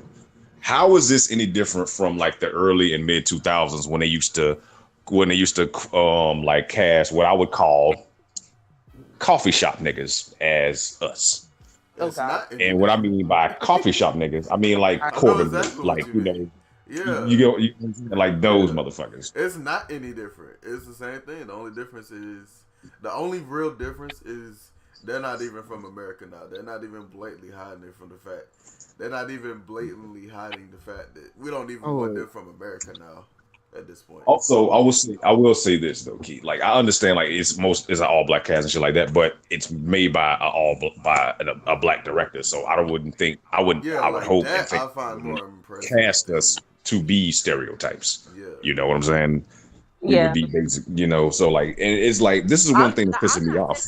I'm not saying like, okay, a white person made it, but he made it good. I mean, yeah, he's making remarkable. And I know he had a whole bunch of Bucky Barnes because I'm pretty sure he did. Because Jordan Peele don't, especially with a movie like this. So here's what I will say. I feel like basically the only reason why, I'm not gonna say one of the reasons why Get Out and Us is so successful is because Jordan Peele made it, and Jordan Peele has basically been accepted by the by basically white Hollywood to basically be like, okay, he's cool, we can accept him. Because if this was the same fucking script written by Tyler Perry, that shit would go fucking nowhere, and y'all know that. Past that, best example. example. They're not used to Tyler Perry creating anything like that. But Tyler Not Perry, I even. don't think he even touched that kind of genre. No. I'm not saying. Yeah. I'm not saying. I I'm get just your saying point. in I get your general. point. Like I get your if it point. was legitimately like word for word, script for script, written, directed, shot exactly the same, and it just had his name attached to it, or it was like directed by Tyler Perry, nobody would fuck with it. Nobody would fuck with it because of the connotations that he's picked up over the years and what he's built his name on. That's the only thing. Jordan Peele has broken through with genuine comedy. We talking about Key and Peele and the rest of the works that he's put out. That hasn't been anything like Tyler Perry has. Yeah. The fact that genuine black comedy that Jordan Peele has built that we fuck with, and the fact that white Hollywood is putting that blue check on it, putting it verified. That's the reason that we championing Jordan Peele, to be honest. Mm-hmm. Yeah. And the best example of this is even with Jordan Peele. Everybody was considering and hating when it was first brought up, but when you really think about it, it's a good point. Dave Chappelle talked about how Key and Peele got accepted, and they pretty much do the same thing that Dave Chappelle did with the Chappelle Show. Mm-hmm. But Chappelle pretty much kind of almost got driven off of Comedy Central because he didn't want to take a deal that was almost like making a deal with the devil, like and pretty much name which is why Dave Chappelle is on the high pedestal that he is in comedy now. He opened the gates. Exactly, but he was not accepted by white people. He wasn't, because they weren't used to it. There wasn't the person before Dave Chappelle. He was the first big one really to put it in their face. Chris Rock, but he didn't give a fuck. It's Chris Rock. It was it was a different type of comedy. That's what I'm saying. It's Chris Rock. Right. He was a different type. He was a different type of comedian, and I get what you're saying, but like I feel like with Dave Chappelle, he basically was like, y'all are gonna have to accept what the fuck I say and what the fuck I do because this is just who the fuck I am. And eventually he kind of did win over white Hollywood, but not to the extent that Key and Peele did. Yeah, and I think it's because of the fact that it was out of like them realizing his stubbornness and was like, all right, I guess he's not gonna change. We might as well just find the good out of him, I guess. And then when Key and Peele came along, it's like, oh, they're acceptable. Well, yeah, they're just the right shade. They're just the right bit of nigger that we can deal with. Exactly. Because both of them are mixed with white. Technically, so is Dave Chappelle. He's 75% black. His mom is half white. Yeah. Well, that I didn't know. Thank you for the information.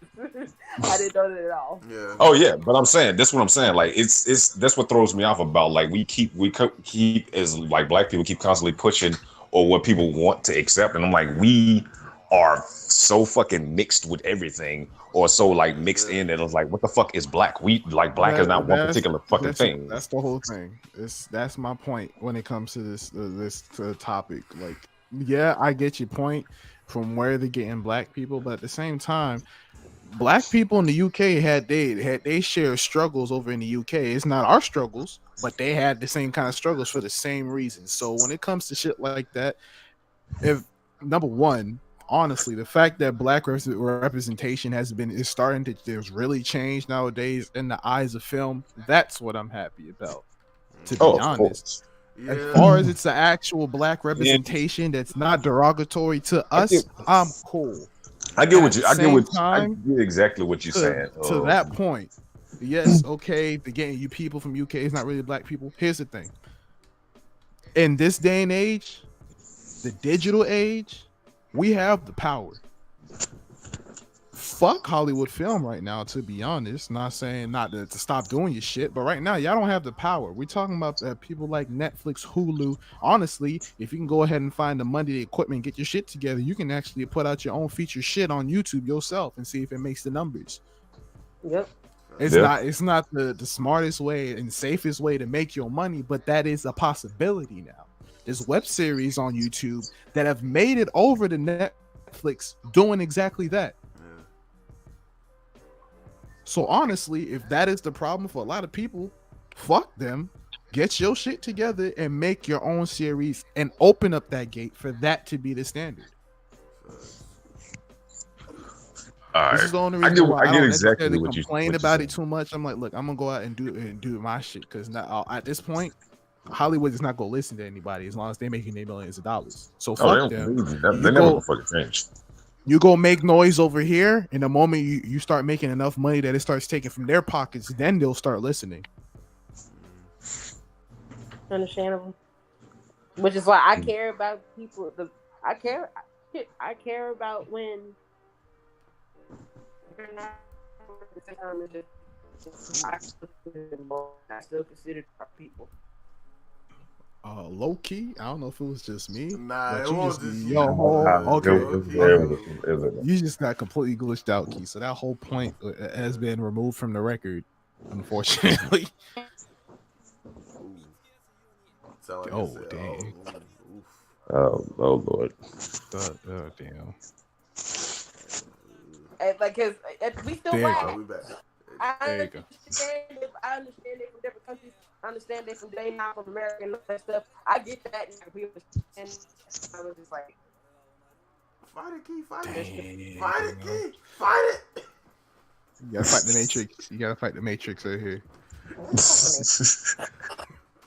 Fuck the Matrix.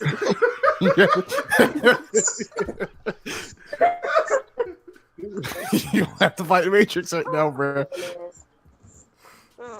But I get, I'm the bits and pieces I heard from Key. I'm getting her point. But her point was, it doesn't matter necessarily where we getting our black people from for these. We all still black. Yeah. We all niggas. Yeah. I mean, like at the surface, it's still like I'm still happy. I get it. It's not genuine African Americans getting their shine. I get it. But at the end, if I'm looking at it this way, we're all still riggers today, and they all still haters. So therefore, because here's the thing about black representation. Yeah, true, but do you know how many black actors there are out here that's really trying to get into the industry or in the industry but not getting their exposure? There's a bunch.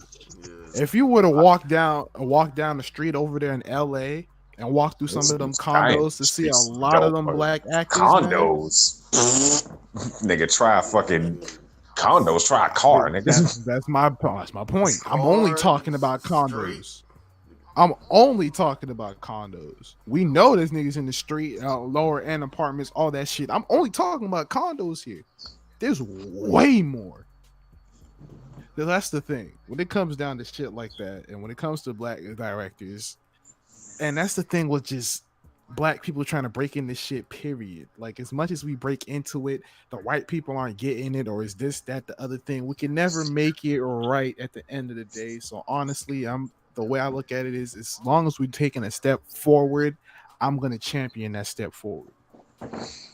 Yeah. At the end of the day, somewhere in the movie is not gonna please somebody. True. Or in the words of Vince McMahon, sometimes you gotta eat shit and enjoy the taste of it. Don't use that racist man. Let's not take this turn. Let's not take this turn. Listen to the words. Fuck who said it. Listen to the words. I know you don't care, but let us just keep going on the route that we going. Don't flip it that way. You see, the Matrix agrees with me. The Matrix said, "Key, calm down. This is not the fight that you need to be fighting." But anyways, despite the racist McMahon, we're done with the pop culture topic. We're gonna move over to music. I was trying to go through this whole fucking cast as a damn Scooby-Doo movie that I didn't know. The only one we got is Willie Forte for Shaggy. Yeah, Will Forte is playing Shaggy. Get out. Gina Rodriguez is playing Velma. You said Gina. Calm down, Key. Calm down. Gina, I hate black women. I know. Hey, calm down. Let's get through the cast. All right. Zach Efron is playing Fred. Okay, now I got a problem. Now I'm key on this. Go ahead. Like I said, let's get through the cast and we'll talk about it. Let's do that. Amanda Seyfried.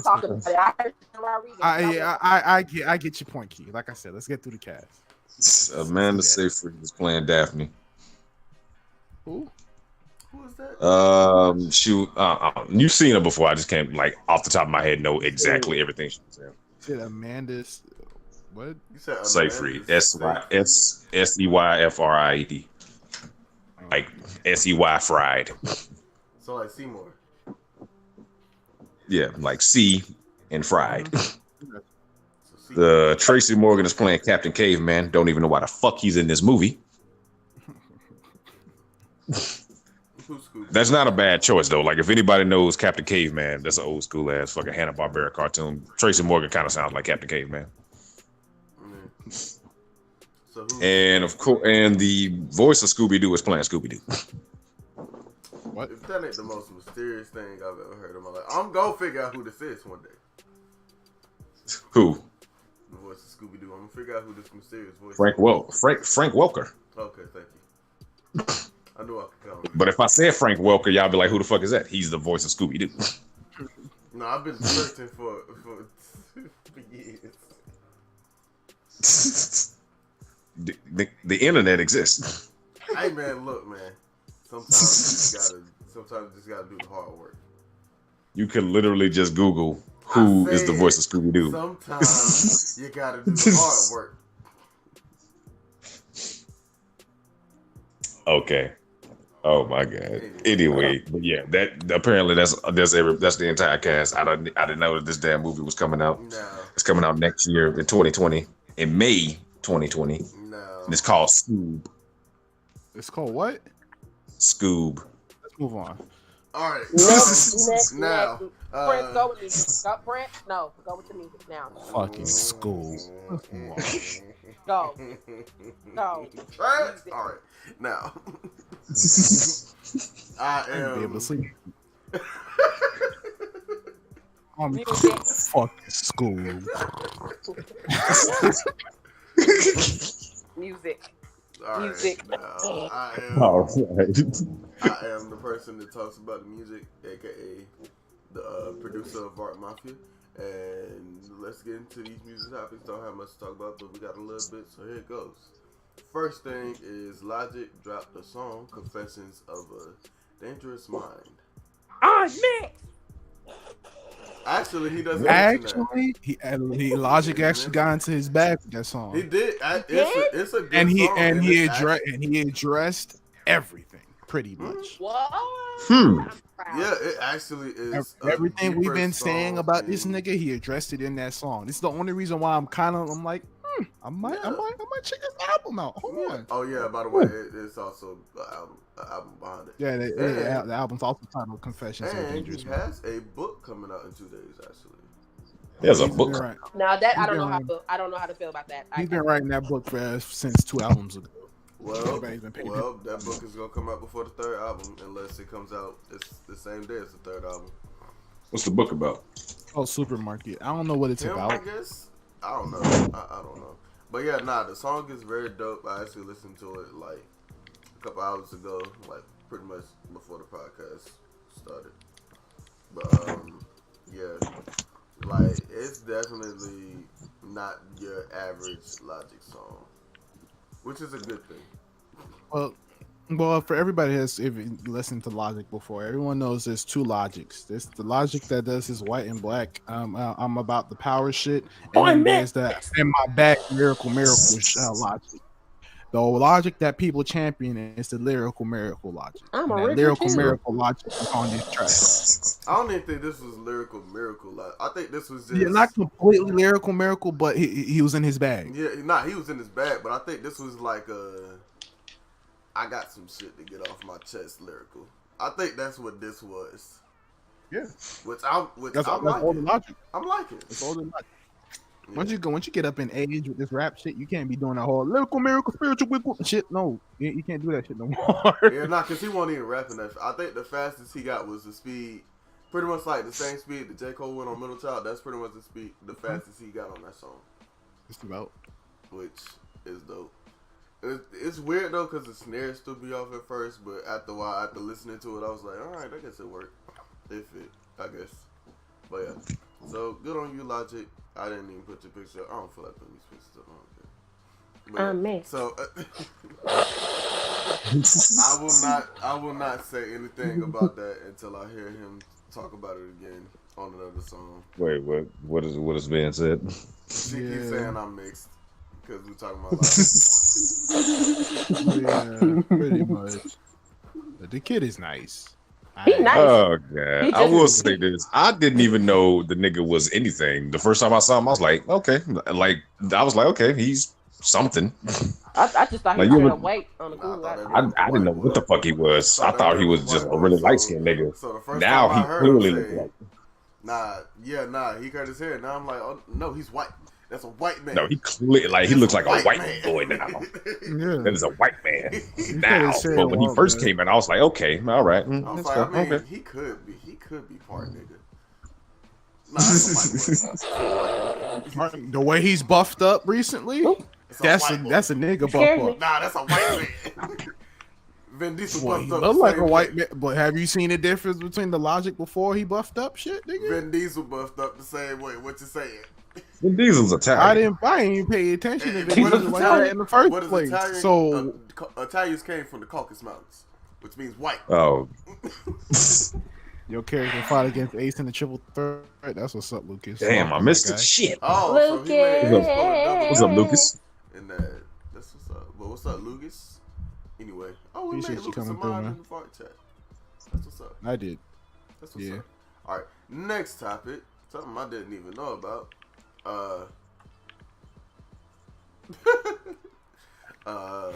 Rich the Kid dropped the album Friday called Bye. Come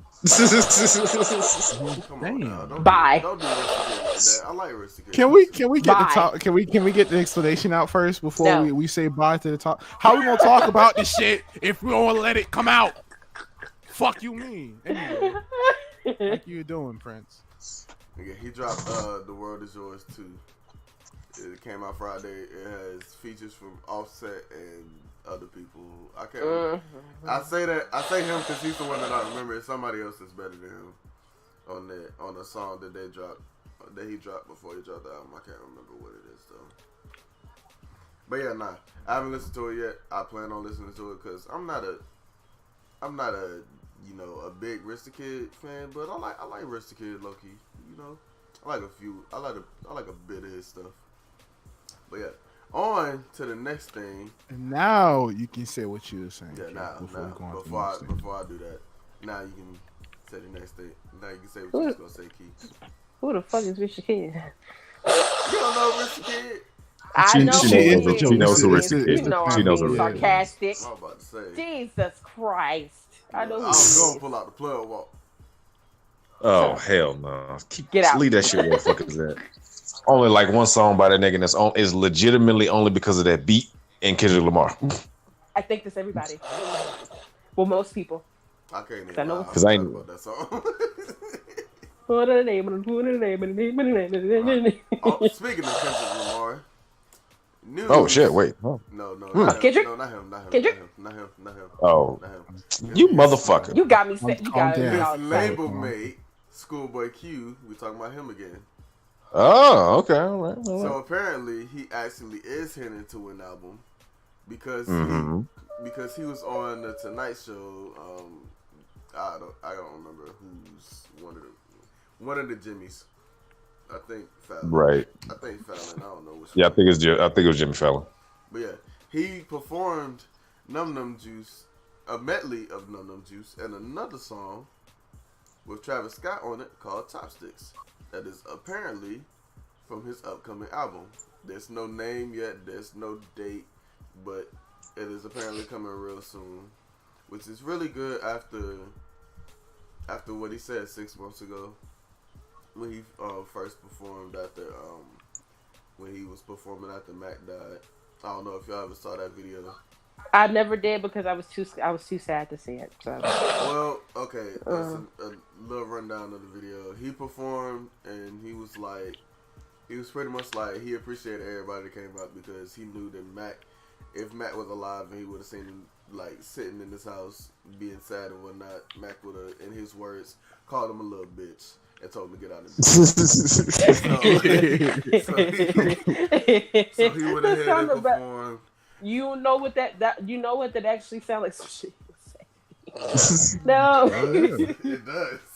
But yeah, he actually in that video had actually revealed that he had 4 albums just in the cut sitting there, and then one of them is going to be released or a combination of songs. I don't know what is about to be released, but apparently there's going to be an album very soon because that was 6 months ago, and now he's resurfaced.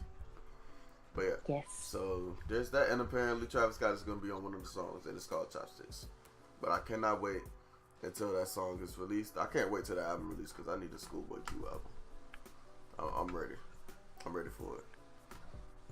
But yeah, and then I got like 2 for upcoming albums that's coming up this Friday. I don't know if y'all know who Lion Babe is, but it's a group. Yes. It's a duo. Yes.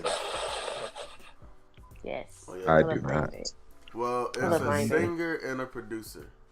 And they are coming out with an album called Cosmic Wind. And I am excited for it because I like Lion Babe. You know, the voice is real dope and then the sound's real dope. So, you know, I just really am ready for that album. And then, of course, the album that I'm really waiting for Friday. The Lost album from 1972 from Marvin Gaye, You're the Man. They come out Friday? Yep, it comes out this Friday. Huh. I'm skeptical, but at the same time, it's just like, Well, it's a Lost album from 1972. So, you can't mess up anything that he did from 1972. Did they do? I'm fine. You can. I would hope that they would. They did it. Well, they kind of did it to Michael Jackson, so I wouldn't be surprised. I would hope that they wouldn't, because I swear for God, if I hear a bad Marvin Gaye album, I'm coming after whoever is involved. Whoever is involved. His estate. His estate about to join him. If it's a bad Marvin Gaye album, they gonna join him, and we gonna call it the Gay Estate. Oh God. What? That is how. That's his last name. I know. Oh my God.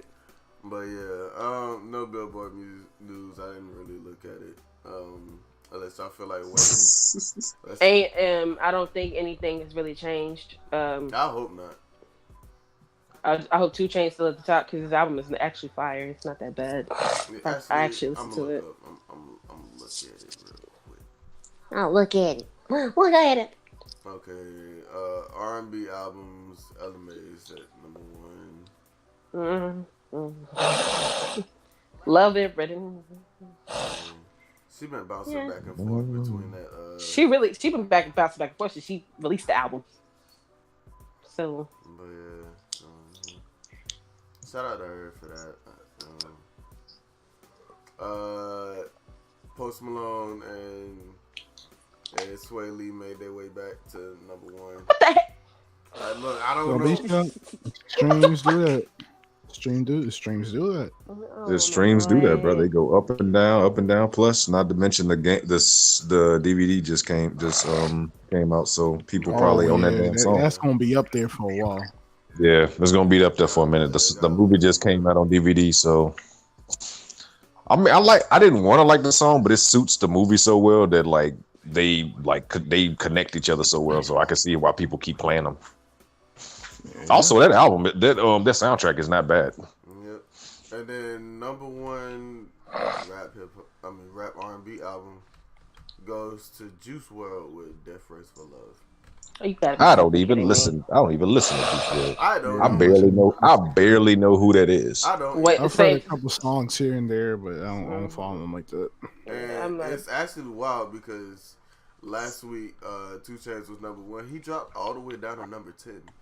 Man, y'all suck. Ooh. Who's above him? Who dropped anything that was able to play shit like that? Well, it's not about who drops anything. It's literally just streams.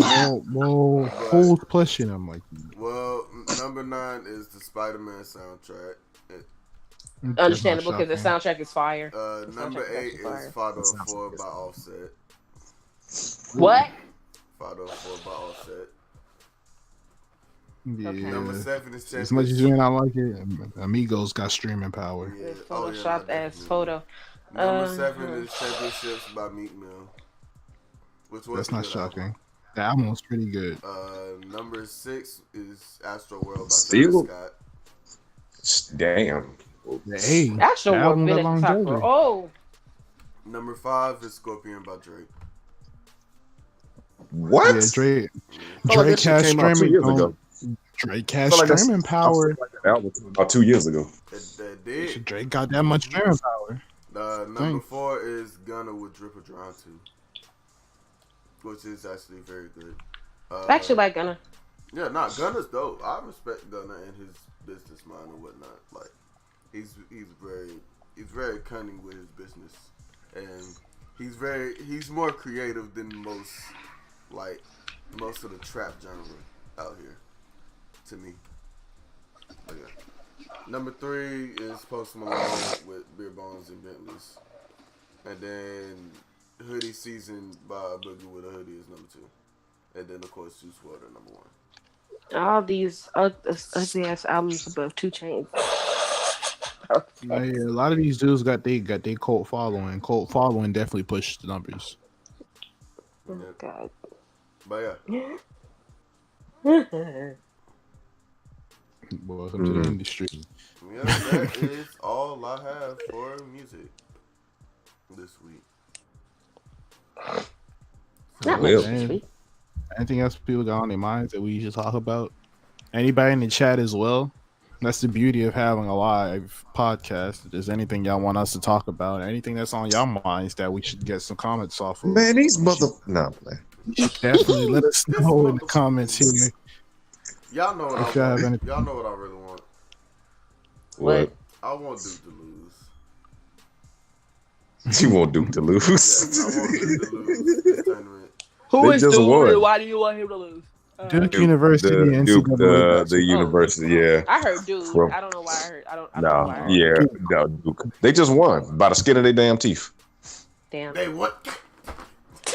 By the skin of their damn teeth.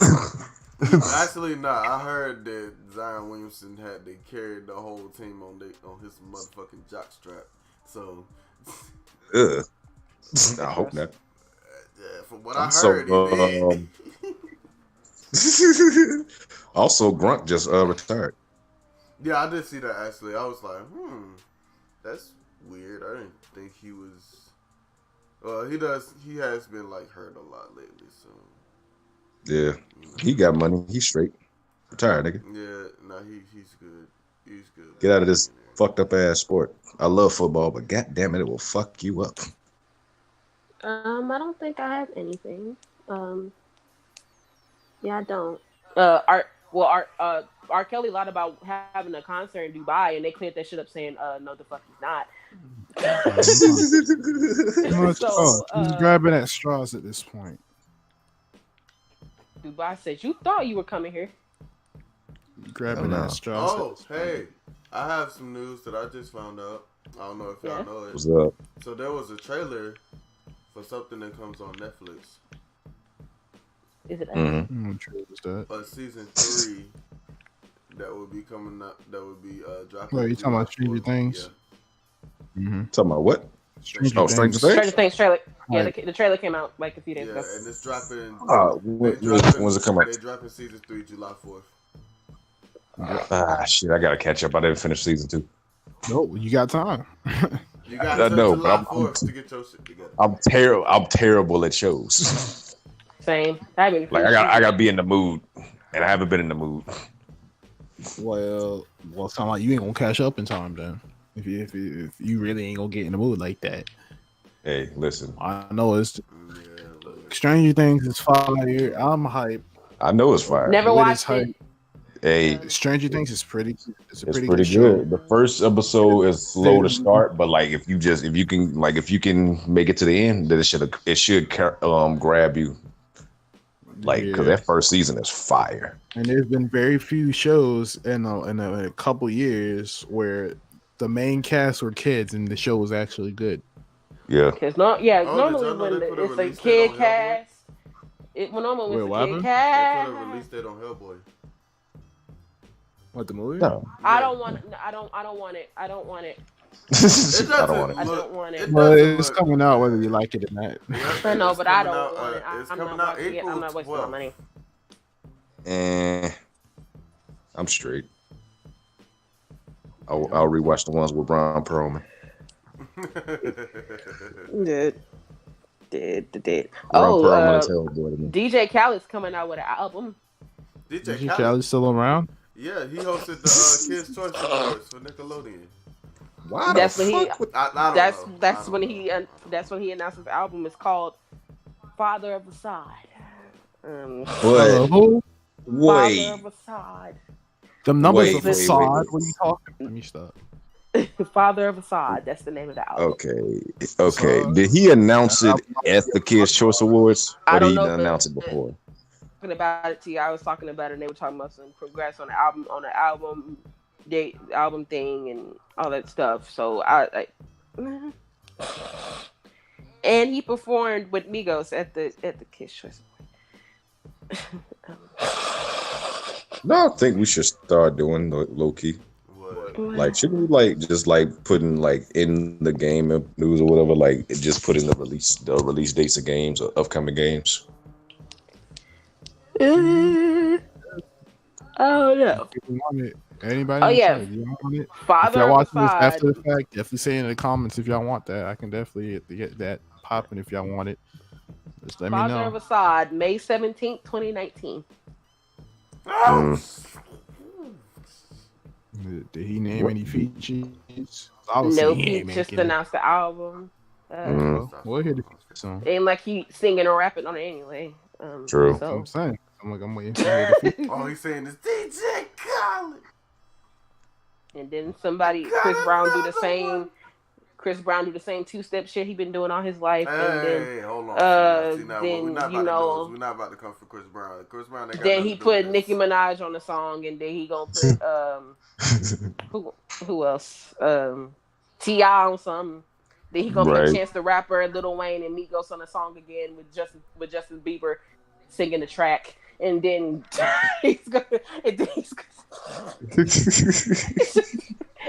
Someone tells me you're not a fan of DJ Khaled. I'm not. On his album. Chris Brown is a talented. I don't like his personality. Well, and you can't lie and say that's a lie. And you can't lie and say that Chris Brown will make the same 2 songs every month. You can't lie and say that he don't, because he sounds the same to me. At least it did to me. He sounds the same to me. And y'all already know I don't like Nicki Minaj. She wasn't even in this conversation. You really don't like her. If you gonna bring her up in the conversation, she has no part in. No, I said that he's gonna drop a song with Nicki Minaj on it. Then he's gonna make a soundtrack with Lil Wayne, Chance the Rapper, and Migos with Justin Bieber singing on the. You don't like nobody. I feel you, Kels. I be feeling that sometimes. Kels, shut your dreadheaded ass up. He getting him pulled out. Your truck tractor knows having motherfucker. Shut up. Oh, well. All right then. Sounds like maybe he hit a button. Is it true? Kels can talk about nobody not liking nobody. Nigga. But anyway. We danced around the question. I have 2 Ava 8s. I'm about to die. Oh man. Well then. But I don't hate them. I don't hate them at all. I don't hate nobody. It's just the fact that shut up and let me explain.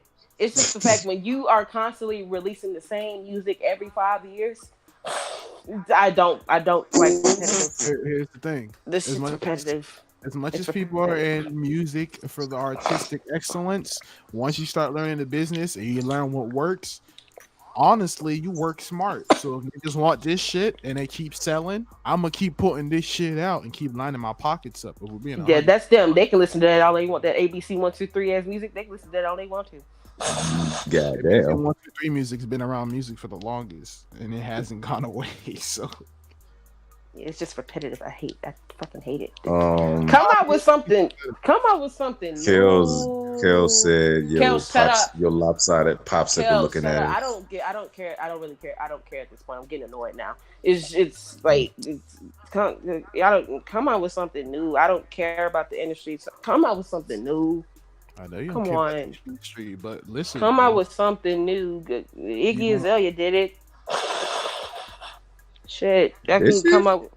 She just came up with a song like a few days ago. Oh, I didn't even know. And it's not that bad. It's called Sally Walker.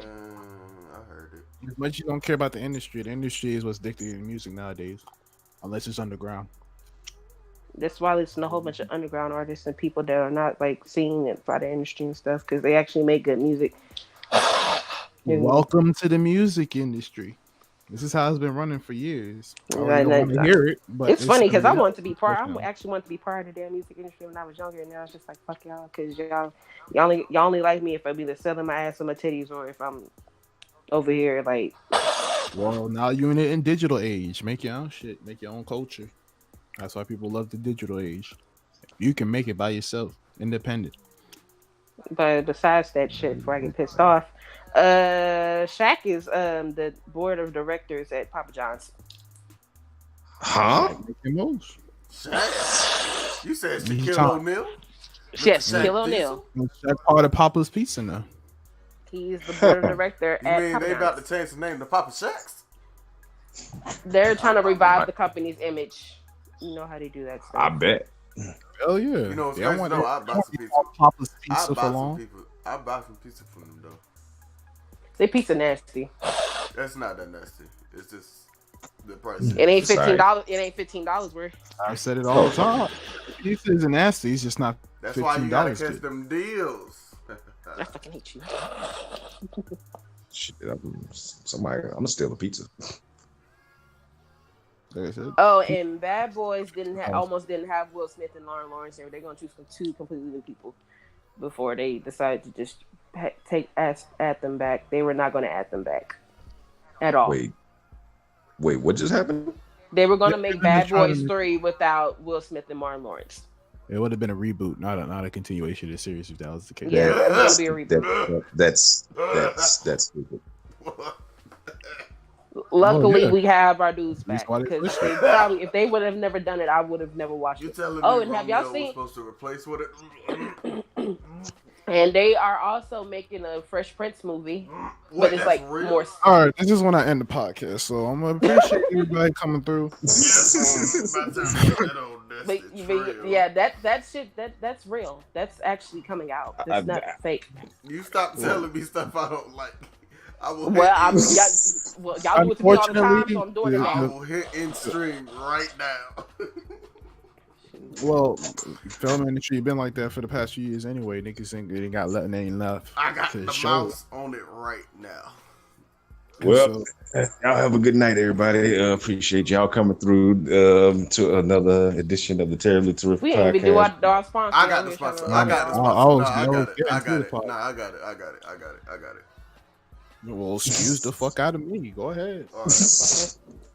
Today we are sponsored by the good folks that I wish the fuck they would. You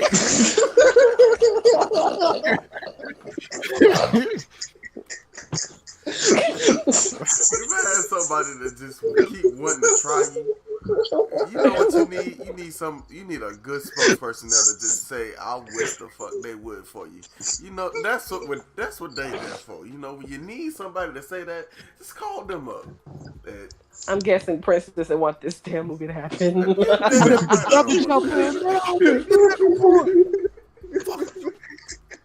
As a matter of fact, I'm about to give these people a call right now so they can tell them, "I wish the fuck you would make that."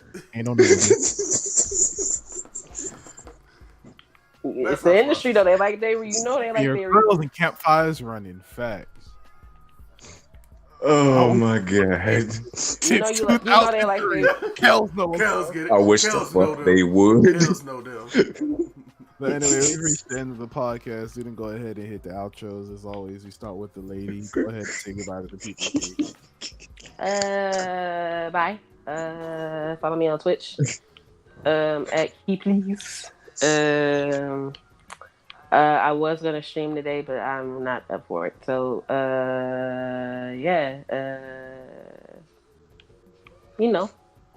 get it poppin'. Follow me on Twitch. I will be streaming the end of Outlast tomorrow.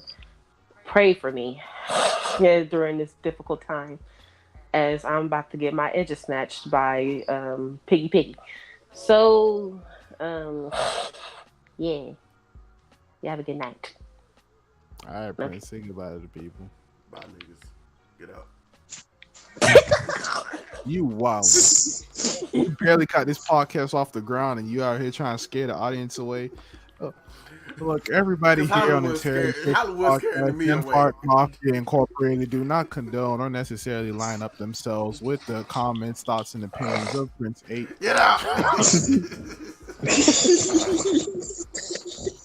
Viewers' discretion is advised. Sound like an angry old man. Can I say one more thing before we end? Prynce, they making the TLC musical. That's what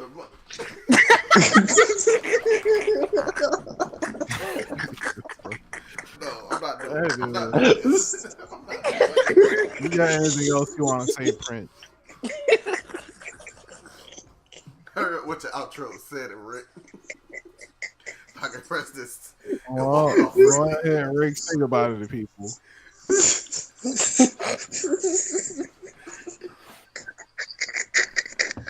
A part of me feel like she was making this shit up. No, I'm not. I wish he was. I'm not. I wish I was. I'm not. I'm actually. Oh not. my They're God. making a musical for TLC, the group. I'm not lying. Oh my God. I'm not lying at all. And they're behind. TLC is behind it. It's Of not course. like nobody else is making it. Of course. Oh my God. But follow me on Twitch if you haven't already at Rick Plays Games. Follow me on Twitter at Plays Rick PlayesRic.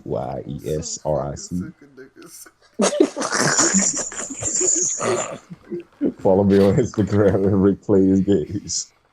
My next goal right now, I become affiliate, is to like make it to 100. I don't know what I'm gonna do when I get there, but we're gonna see. Also, I should be doing this damn reading of the poem from. Another the hell? 700. Hell yeah. I should be doing this damn reading of the poem from Courage the Cali Dog or whatever. Probably I want to say this week, but we'll see. If it changes, then I'll probably do it next week. Oh my God. That's your ass. Go Rick. Yeah, stay tuned to my Twitter and everything for updates on that. And yeah, y'all have a good rest of y'all evening. Well, it's myself, last but not least. For those who may not know me, I am CedrickTheCreator, a.k.a. CedrickTheGamer, here on both Twitch and YouTube.